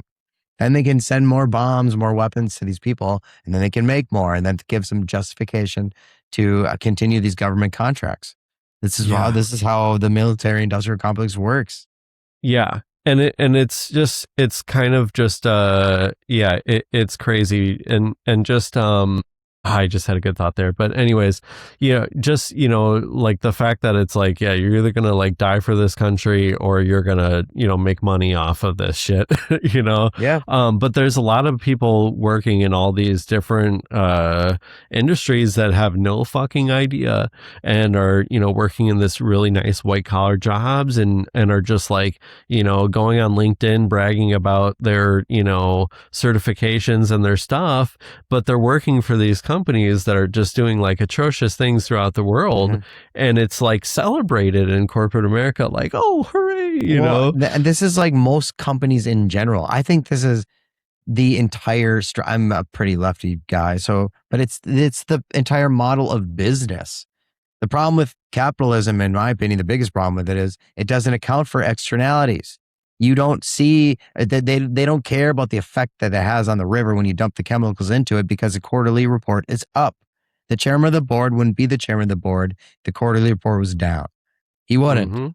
He would they would replace him. This is inherent within the system. So if your motive, whether it be for war, whether it be for fucking cookies, if your only motive is for profit, you will do whatever it is to minimize labor, minimize cost, and then increase that number so it goes like this for your fucking shareholders. That's what you do. That's your job. So I want to challenge that because I almost feel like this entire thing is its own form of socialism for those companies that are just being fed all this fucking money. So is our economy actually real, or is it just being propped up by a bunch of bullshit? I mean, you might be onto something there, but I still think the inherent, the actual driving mechanism for capitalism is profit margin. Like you have to care about profit, and it doesn't matter what you do, you're going to limit costs. So whatever those costs may be, whether it be for the livelihood of the employees that work within the system itself, like you're going to cut those down as much as you can. If your profit margin goes up, then the fucking CEO looks like a genius. He's on the Forbes 500 list. Privatize the gains and socialize the losses. And yeah. So, and the economy's been strong. Like I love to call myself I don't even like to call myself a communist. I'm more of an anarchist. If you really want to get down to it, I want to burn it all fucking to the ground. But I will say this: when the American economy was at its best is when there's a driving, adhesion between labor and capital. Right now, capital is fucking taking the reins, and they have everything right now. Yeah, and all the money is funneled to a very small group, so it's more of an oligarchy than anything. I don't think we're in a true capitalist system, but even if we were, I still wouldn't agree with it at all, personally. Yeah.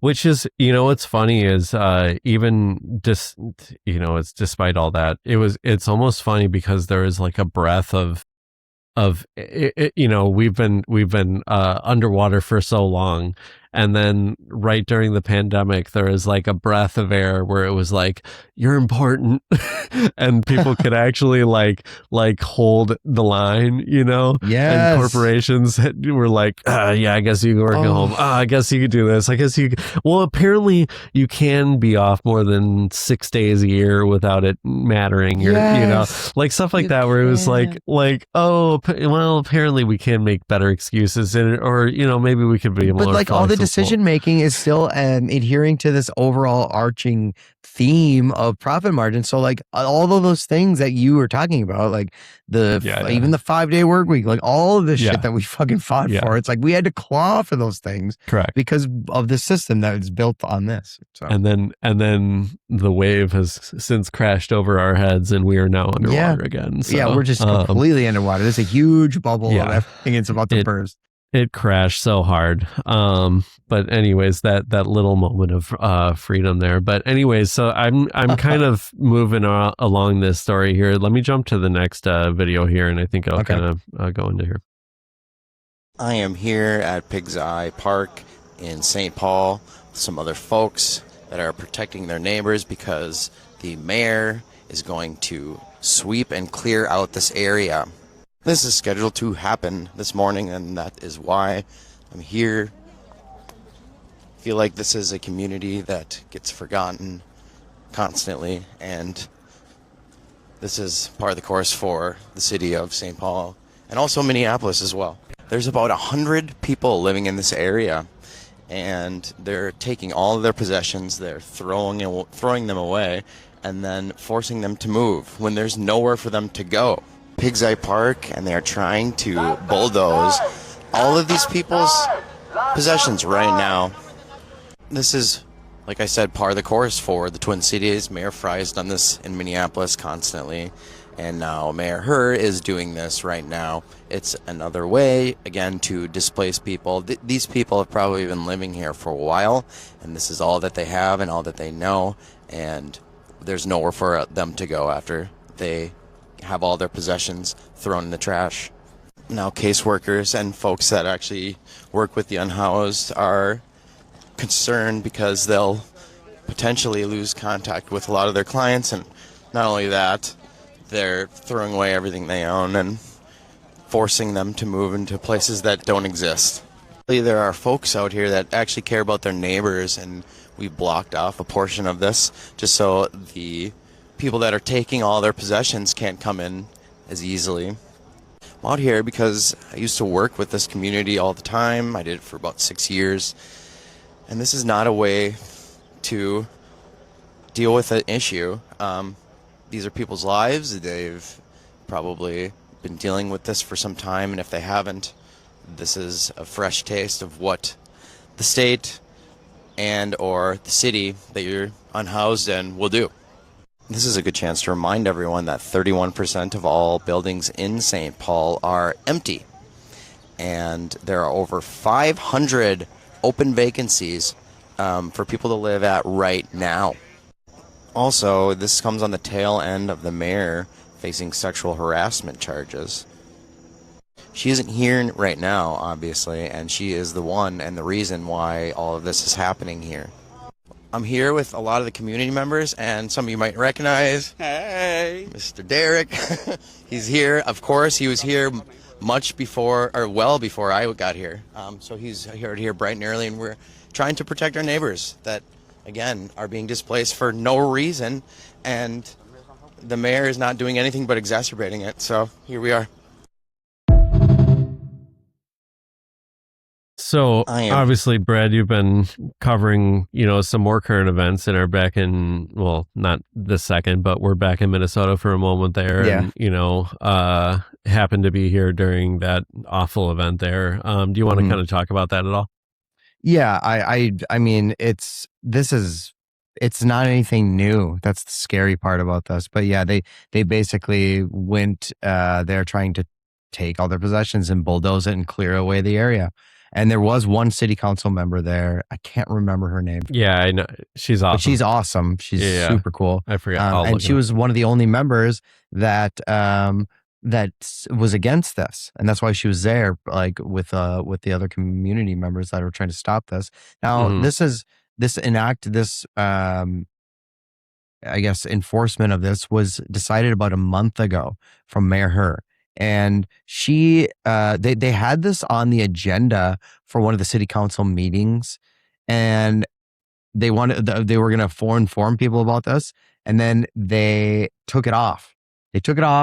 And the only reason that the community knew about this actual date and what they were doing is through information leaking. So the fact that they weren't even going to tell people about this and they're just going to do it is even more par of the course for what these mayors are doing. And what more, I guess, Jacob Fry has done more so than Mayor. Her mayor is pretty new, but she's doing correct. it too. So. Okay, so it's Councilmember Kim. And that's it. Yep. So I just gotta say, so shout out to as her. all this was happening, shout out for sure. So as all this was happening, and I'll post the pictures here. I'd have to dig them up, but obviously, so Renee Good was murdered January 7th, I believe it was, and so I think I was already going to go to a like a bystander training or something that Monarcha was putting on in Cedar Riverside. It was like on the 10th or something like that, and I was already going to go to it, and then of course that happened, and I was like, well, I gotta go now, so I went there, and at the very beginning it was right after they were sworn into office, and so Councilmember Kim spoke and was fucking badass. She was like just awesome. She's like an inspiration. Just badass. I admire her a lot. And then, Mayor Her spoke, which at the time she had a good reception, and of course, at some point, fucking, what's this, Fry found out about it and decided to like crash the place and give a speech too, because everybody else is giving speeches. This motherfucker shows up with his like security detail and like his little entourage or whatever, and he just like fucking walks in, gives us a speech, which it was a whatever speech, it was like fine, but literally it was funny because they were just like going crazy a minute before, and then he comes in and everybody's like, okay. Yeah, go fuck yourself, dude. Like that's what people think about him, honestly. I know some people that know him personally. He's the fucking worst from what I've heard, personally. Well, and someone he goes, we're a anti-murder town here, and someone names like all the police deaths or whatever, and then he just had to sit there and take it, and he goes, say their name, and just like, oh my god, he just got shit. It was so bad. He's a performative politician. He's like the definition of a performative politician. Yeah, but looking he's the back, one that it looks enacted like the protest times. Yeah, I was gonna say sorry. But like during the protests in Minneapolis, like if you protested past 10 p.m., like he'd send the police force after you. And then he calls himself a progressive. It's like fuck you piece of shit. Like you are just. Ugh. Sorry. Yeah. But anyways, it was funny because looking back, Mayor Her, same shit. What are you doing? Like you're talking all this hard, bad game and stuff, and then all of a sudden it's like hard decision shows up, and you're like fucking bulldoze them. You don't want to stand with the people. You want to do what your fucking buddy across the river did. Okay. Yeah, it's absolute bullshit. She'll be remembered for that though. Yeah, obviously.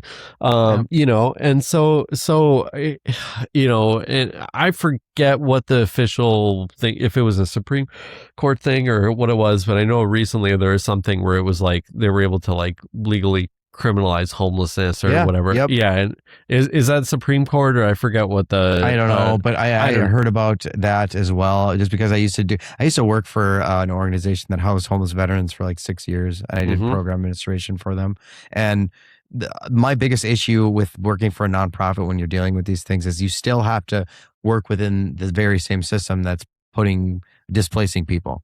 Like you're working within that very system. Yeah. Okay. Yeah. Yeah. So it was it feels like it was really recent, but I guess that it was still, but these last 2 years have been a blur, we'll just say, but, yeah, for sure. But I was just saying, like, you have to, so I worked for this nonprofit. We were housing homeless veterans. We had this big government grant that we were using. It was great for like the time being, but you're really just putting a Band-Aid on a much larger problem, which is from these very corporations that we're sponsoring, like sponsoring 3M and all these fucking huge mega corporations. It's like, well, part of the reason why we have an entire population of unhoused people is because of the very system that you're upholding, that we're, sponsoring. But that's another conversation too.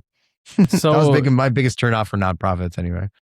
Yeah, no, for sure. So, and I'm trying to kind of draw these bigger connections here. And we talked about, some of the options where it's like the economy's fucked. What's your options? You want to go get a job in this bullshit economy, fight for it. Maybe you get an education and then you could, maybe sell weapons for a living, if you're lucky.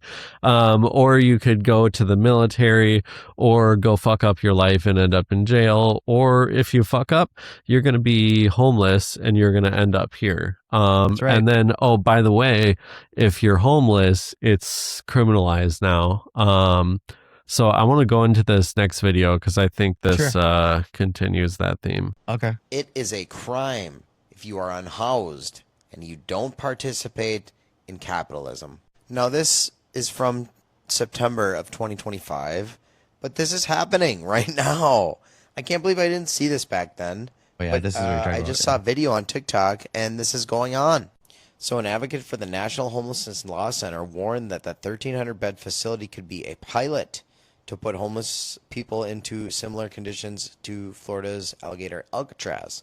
So if you can't afford a fucking apartment for several grand a month and you refuse to participate in this system that is inherently greedy, that is inherently for the eye, that is inherently attached to a self-glorification of ego, if you don't want to participate in that, you're a fucking criminal.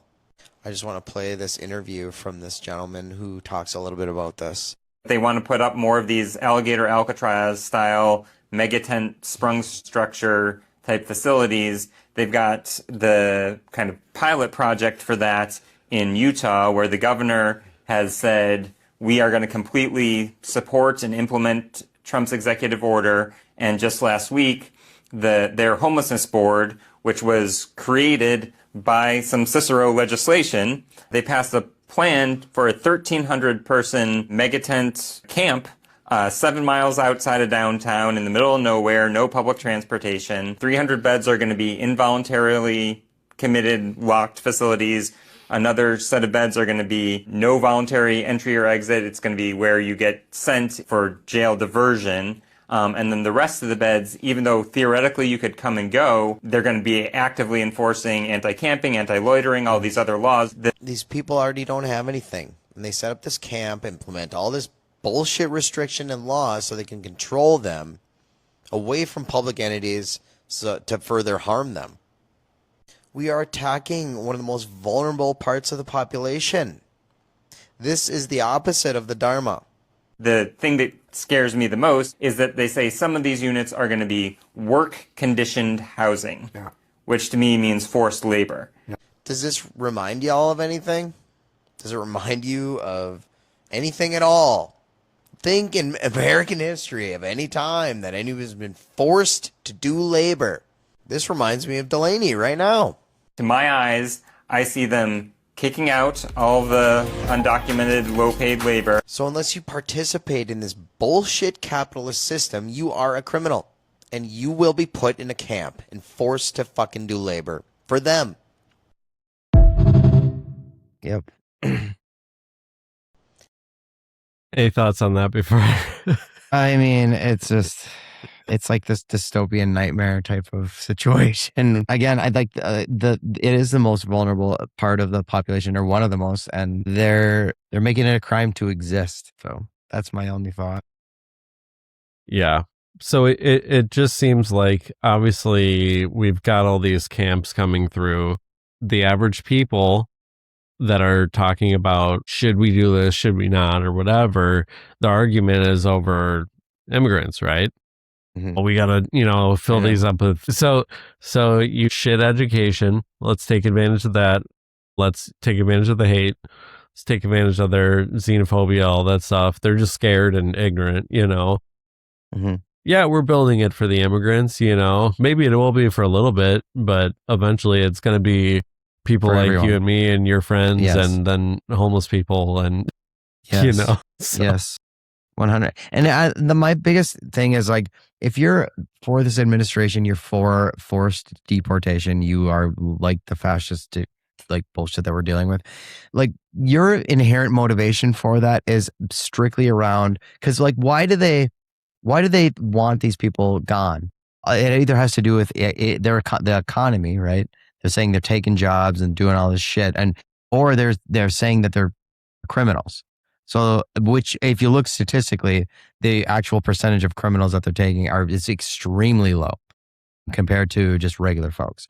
So those are the two motivating factors for the folks that are for the administration. If you're against this administration and you're against ICE and you're against what's happening, you're focusing on something outside of yourself.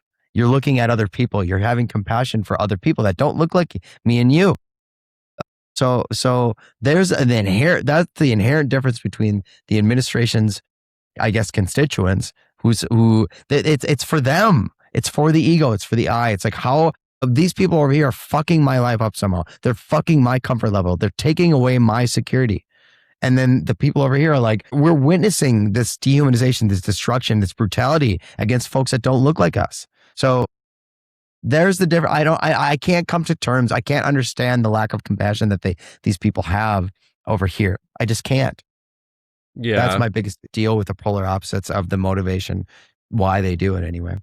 You know, you talked about something earlier about saying that it's almost like there's a comfort in the position that we have, but I think there's also an inherent fear that it could be a lot fucking worse. And I think there's a lot of people that are security. Yeah. That is it. They're clinging to this security, this false blanket of security. That's why they shut their gates. They shut their blinds. They don't want to fucking see what's happening. They'd rather ignore it or minimize it. And if they do that, maybe it'll go away. They've been doing this for fucking generations, you know? Yeah. Like I'm talking about like mostly rich liberals. I hate to say it. Like a lot of people, the folks in Edina want to shut their fucking gate. That's why they live in those fucking gated communities. For sure. You know, they don't want to pay attention to what's happening in the cities. Yeah. Yeah. No, for sure. And you know, that's what it is. It's literally that. And that's why like the whole history of the Twin Cities, you know, the most famous black neighborhood, the Rondo neighborhood, was fucking displaced and pushed to north because of the fucking superhighway that is now on Highway 94. So those people were displaced to north side? Is that well? A lot of them went to different areas, but yeah, a lot of them went to the north side. A lot of them went. But no, yeah, I didn't know that. I knew about Rondo getting, you know, basically raised, right? They got pushed to a lot of different areas, and they were forced to move. And now, and this happens all the time in a lot of different major cities. You can, like, I live next to New York. You can find this in New York as well. So, well, if you, I grew up outside of Chicago.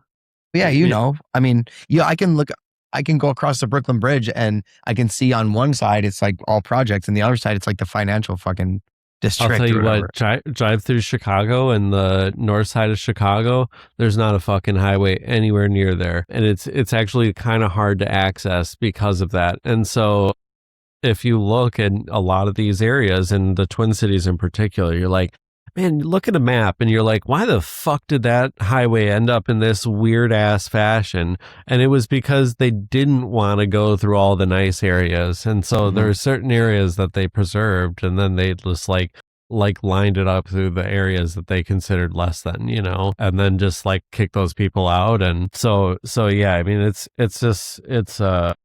we're maintaining that. I mean, this is an example of maintaining this security. That's how you maintain.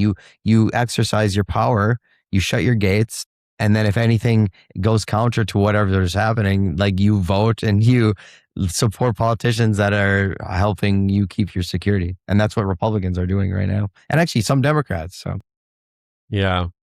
You know what's interesting, and I know this is kind of a side thing, but one thing that always kind of, you know, I grew up in a very like conservative family, and, you know, conservative Catholic too. And so one thing I realized is that when you're in some of those communities and stuff like that, you'll see some of the most, you know, charitable, whatever, like just like giving people, but it's a very like confined to their system, you know, a very tribal, you know? So it's like Yes. a lot of these people do understand that idea of getting outside of self and charity and all this stuff. But it seems like once it gets outside of a certain realm, it's like, holy shit, like shut the gate. Like, yes. Make sure and it's incredible how that tribalism will just come in, and all of a sudden all of those incredible belief systems now become like stone cold, fuck them, you know. It's a structure. It's a structured morality. It's like, I can be the arbiter of morality and I can tell you how to be a good person, but I'm going to dictate how this money is being spent. I can dictate how much I'm going to give to you. I am the arbiter of what making decisions. That's what it is. They don't want to give people autonomy. It's like, I'm dictating what your autonomy is. That's what I feel like it can come down to. Like these big charitable organizations, like you think about like rich folks that donate to a lot of charity. Bill Gates has a lot of charitable organizations. Would you call Bill Gates a good person? I wouldn't. I would say that. I mean, he's all over the Epstein shit. So yeah. Yes. Well, that's like a whole nother side point plus what I was trying to say. But yeah, he is. So he's a terrible person. Oh, I gotta find it. There's a really good video. It was like a song that someone's saying, and they're like all the people that, or no, it wasn't a song. It was what's his face? Eric Andre, you know, the comedian. Yeah. He was doing like a set, like an actual live set, you know, and he's like, you know, crashing out. Everybody that made fucking Windows 95 is fucking 10-year-olds. They're eating the Jeff Epstein's eating the kids like corn on the cob. Yeah, Like, I did see that.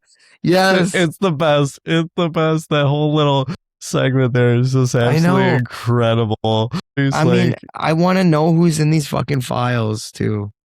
And it is all these people that have created the very system that we're living in. That's what they're fearful of. I feel like it's like, these are the people that created the system. And the reason why the system is funneling all this money to these people, because these people are the people. That's just my opinion. That is a straight opinion. Well, the crazy thing is that people, they're all like, I could talk to them and they could say what they need to say, but you can't publish anything. You can't say names. No. And everybody is like, say the names. And it's like, you want them to go to fucking, you know, basically bankrupt them or ruin. Guess what? You know? I found a gynecologist that works in New York. And he was in the fucking files for Mr. Epstein. And he's still practicing.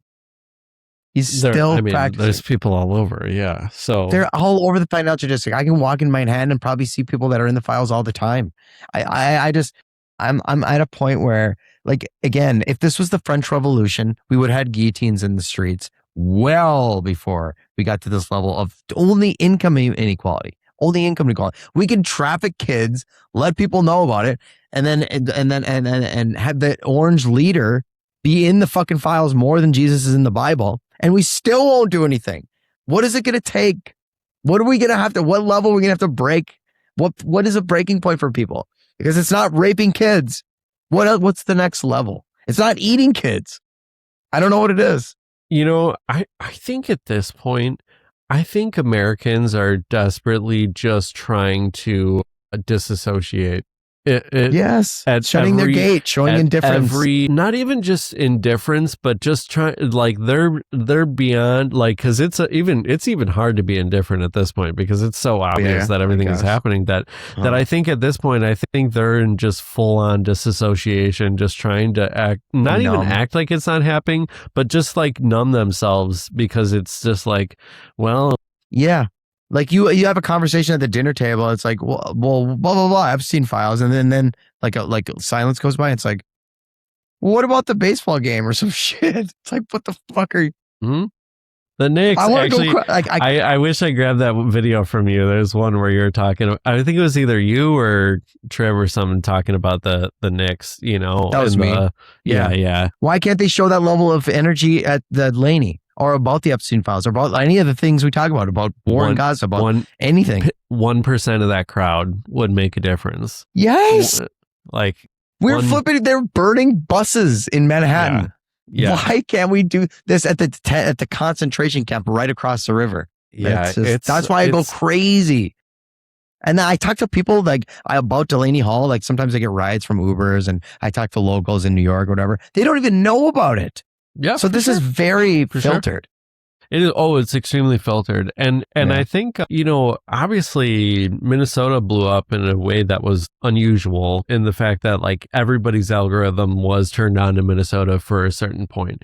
And then I think pretty quickly after, a few weeks after, maybe after Alex Pretti, then that was like the entire internet was like, turn it off. And then by the time Delaney Hall and all that stuff happened, they were already like shut it down. So there was like, maybe we saw it in our algorithms because of the people that we follow, but the mainstream, everybody I talk to, even pretty well connected, like people that have a good idea of what's going on, I'd mention it and they're like, what are you talking about? It's absolutely crazy. Zero fucking idea what is going on. I know. And I feel like I'm in a crazy world again. Like, what? Like, how have you not heard about this? And they're all over New York and New Jersey right now too. But like right now, they're just swarming the city. ISIS, it reminds me of Minneapolis. Yeah. Yeah. Okay. So, you're in St. Paul, right? Or you were during I was. that. Okay. But So, yeah, I mean, yeah. So even in Woodbury, like I said, because they were staying in our hotels, that was the place where they were staying. So, which is just awful to me. It's like, it almost feels like, have you ever seen Casablanca? Yeah. So you're like sitting at this bar and the Nazis are just chilling right there. And you're just like, that's what Woodbury was like. It was like this like weird zone where they had the autonomy and they were protected and they could come and enjoy our restaurants and stay in our hotels and nobody would fuck with them. And so, and, people locally were doing what we can to track them and, whatever, but it's like, there's only so much you could do when it's like everybody. Well, this brings me to like think about another strategy that we need to probably use is talking to or finding out what these businesses are and then put pressure on them. Like Hilton Hotels, perfect example. They house tons of these fucking people all the time, all across the country. That is something we should pressure them. We should fucking call them all the time and be like, why are you housing federal Nazis? All of our so we're in Woodbury, we're trying to oust some of the city council as well as the mayor basically over this. Good. And so as we were going through this process, the whole time they were like, Woodbury is a place that is accepting of our neighbors, and that includes the businesses too, That was straight up what they said. And I'm like, what about the businesses that their workers are afraid to fucking come in and they're closed? What about the businesses that are getting their workers that were snatched out of harboring there? Nazis in the fucking 30s? Would we help those businesses too? Are you fucking kidding me? And then they're getting offended over people saying like Gestapo. One of the guys was like, our council members was like, that's offensive to my Jewish friends. And it's like, to say Gestapo, and it demeans you're demeaning the Holocaust. You're not even Jewish and you're saying that? Shut the fuck up. That's what I would tell them. You're a fucking idiot and you don't know what you're talking about. So that's what these people need to be shamed. They do. They're not fucking intelligent. They need to, we live in the age of information and they're that fucking stupid that they don't know American history at all. And you're going to get offended when you see a paramilitary group violating the First Amendment, violating the Fourth Amendment, taking people, kidnapping people in the street with no due process whatsoever, going into their homes with no warrant at all. And you're going to get offended from that. You're not going to get offended from the brutalization that they're doing. From the rape that they're committing in the detention facilities. And what I said is, I was like, well, I have Jewish friends and family that are against the genocide in, Palestine right now. And I remind you that why are all these people on Signal? Why are all these people doing that? It's because we are being tracked by a surveillance state that is using the same tools that they are using in that genocide and that they've been testing on their, on, what do they call it? Developed by Palantir, whose CEO is a fucking sadistic fuck. But not only that, but as far as the weapons and all that stuff, there is actually weapons contractors. I think it's like the Palestine Playground, or I forget what they call it, but they actually advertise in their commercials that they put out. They say it's tested like in Palestine, and it's like there was actually like live testing, and we did this, and that's how they advertise. And so these are the same companies, like, and what happened the other, a couple weeks ago, Skydio drones in Minneapolis, direct connections between, the genocide and the apartheid state coming. Which, here. by the way, we combined Israeli military with our own military as far as did the Senate passed. Did Trump I believe it sign passed it in and the everything? Senate. I think. Let me see. I could be wrong. I was going to that, say actually. I think it's still going Or through is the it Senate, up to the Senate? but there's no reason why it's not going to pass the Senate. It will. It will. Yeah, exactly. So it's going to make it through, I think, at this point. But I don't think it has. I don't think they've finished their version yet. But anyways, it's inevitable. It's going to happen. It's crazy. We live in this dystopian surveillance world now, and we're building more of these flock cameras are everywhere. And we're like, every time I go to Delaney, there's drones. There's either drones from the local police or from ICE or Geo Group. So. Yeah, I was going to say, I'm trying to remember what town it was where they just cut all the flock cameras down. I'm trying to remember. Do you hear about that? Yeah, wasn't that in Minnesota? Yeah. It was. No, but it's been several towns since then. One town, Winona. Well, I do. Oh, Winona. That's right. Yeah. Winona. They cut down 8 or 12 of them. And then since then, a bunch of other towns have had that happen throughout Minnesota and the rest of the country. But I want to say, like, this is very illegal, so nobody should do this. But if you grab one of those regular green laser pointers, they can severely damage those flock cameras. So it's very illegal to do that. So don't do that. I've heard varying things about. I think that might be like more temporary, but still. Really? But did you see the protests of the people that are literally just going up and sitting in a lawn chair and putting up something just to sign? Just to go in front of it. And the police came and fucking arrested them. Like, yeah. Swear to God, I want to look that. I'll add the video at that. My God. Dude, crazy. I didn't know about that. No. Yeah, I don't think it was in Minnesota, insane. but so anyways, so I got one more video, and then we can just keep talking from there. But this is just kind of a perfect encapsulation of where we're at today. Shout out to Triv. Breaking fuck the news and good morning. Last night, outside of Delaney Hall, around 11 p.m., at least 13 people were released while families and stuff waited on the sidelines for their family members to be released. It was one of the largest numbers I personally have seen since I've been down at Delaney Hall by far Center in Newark, New Jersey. I'm actually going to roll the clip here just so you guys can watch for a second.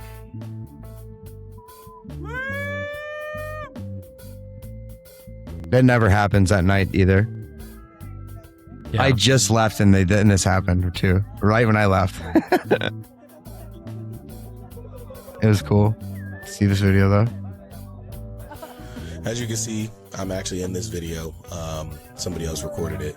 I was, welcoming a lot of these people back, and I got a chance to speak or have translated for me with some of them. And a lot of them were being picked up, never asked for paperwork. They've only been in there for 2 weeks. It was a catch and release game. No court date, no nothing. Caught, taken, and then released back into the world that they were stripped from. Most of them don't know if they're going to go back to a job. Most of them don't know if they're going to go back to a home, to a house. Family members gathered just to see people released who were taken 2 to 3 weeks ago at a bus stop on their way to work, walking home. These are the scenes that are happening outside of Delaney Hall, and this shit has to change.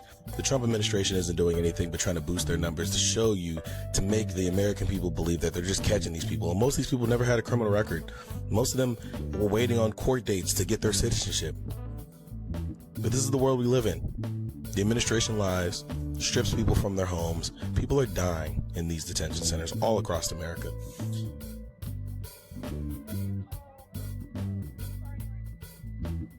Yep.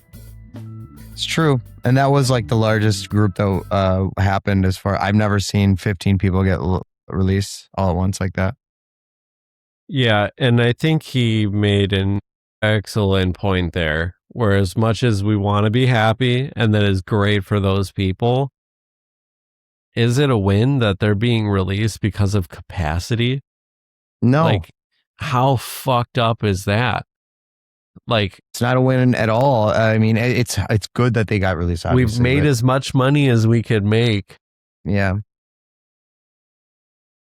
That's the only way. We don't look at the dehumanizing. The only way that they'll get released is if it fucking is they can't squeeze out the last drop of profit. That is capitalism. Okay, yeah. So obviously I just want to, thank you, obviously yourself, Triv, Adam, for all the work you guys have been doing. I've been following you guys intently ever since I, heard about this at Delaney and all. So obviously thanks for that. Is there a good way that people could find your work or also kind of support your other missions as well? Yeah, I would say just follow me on social media, Bradley the Buddhist. Bradley the Buddhist 2 on TikTok. My original account was banned because I was talking about the files too much. And then if you want, like, follow Triv too. Like, any of the people that are down there, follow. I'm really I got into this, like I said, originally just because I wanted people to see what was happening. I don't necessarily care about a follower count or anything like that. If I got my account banned tomorrow, I would start another one and continue to do the fucking work. I wouldn't care.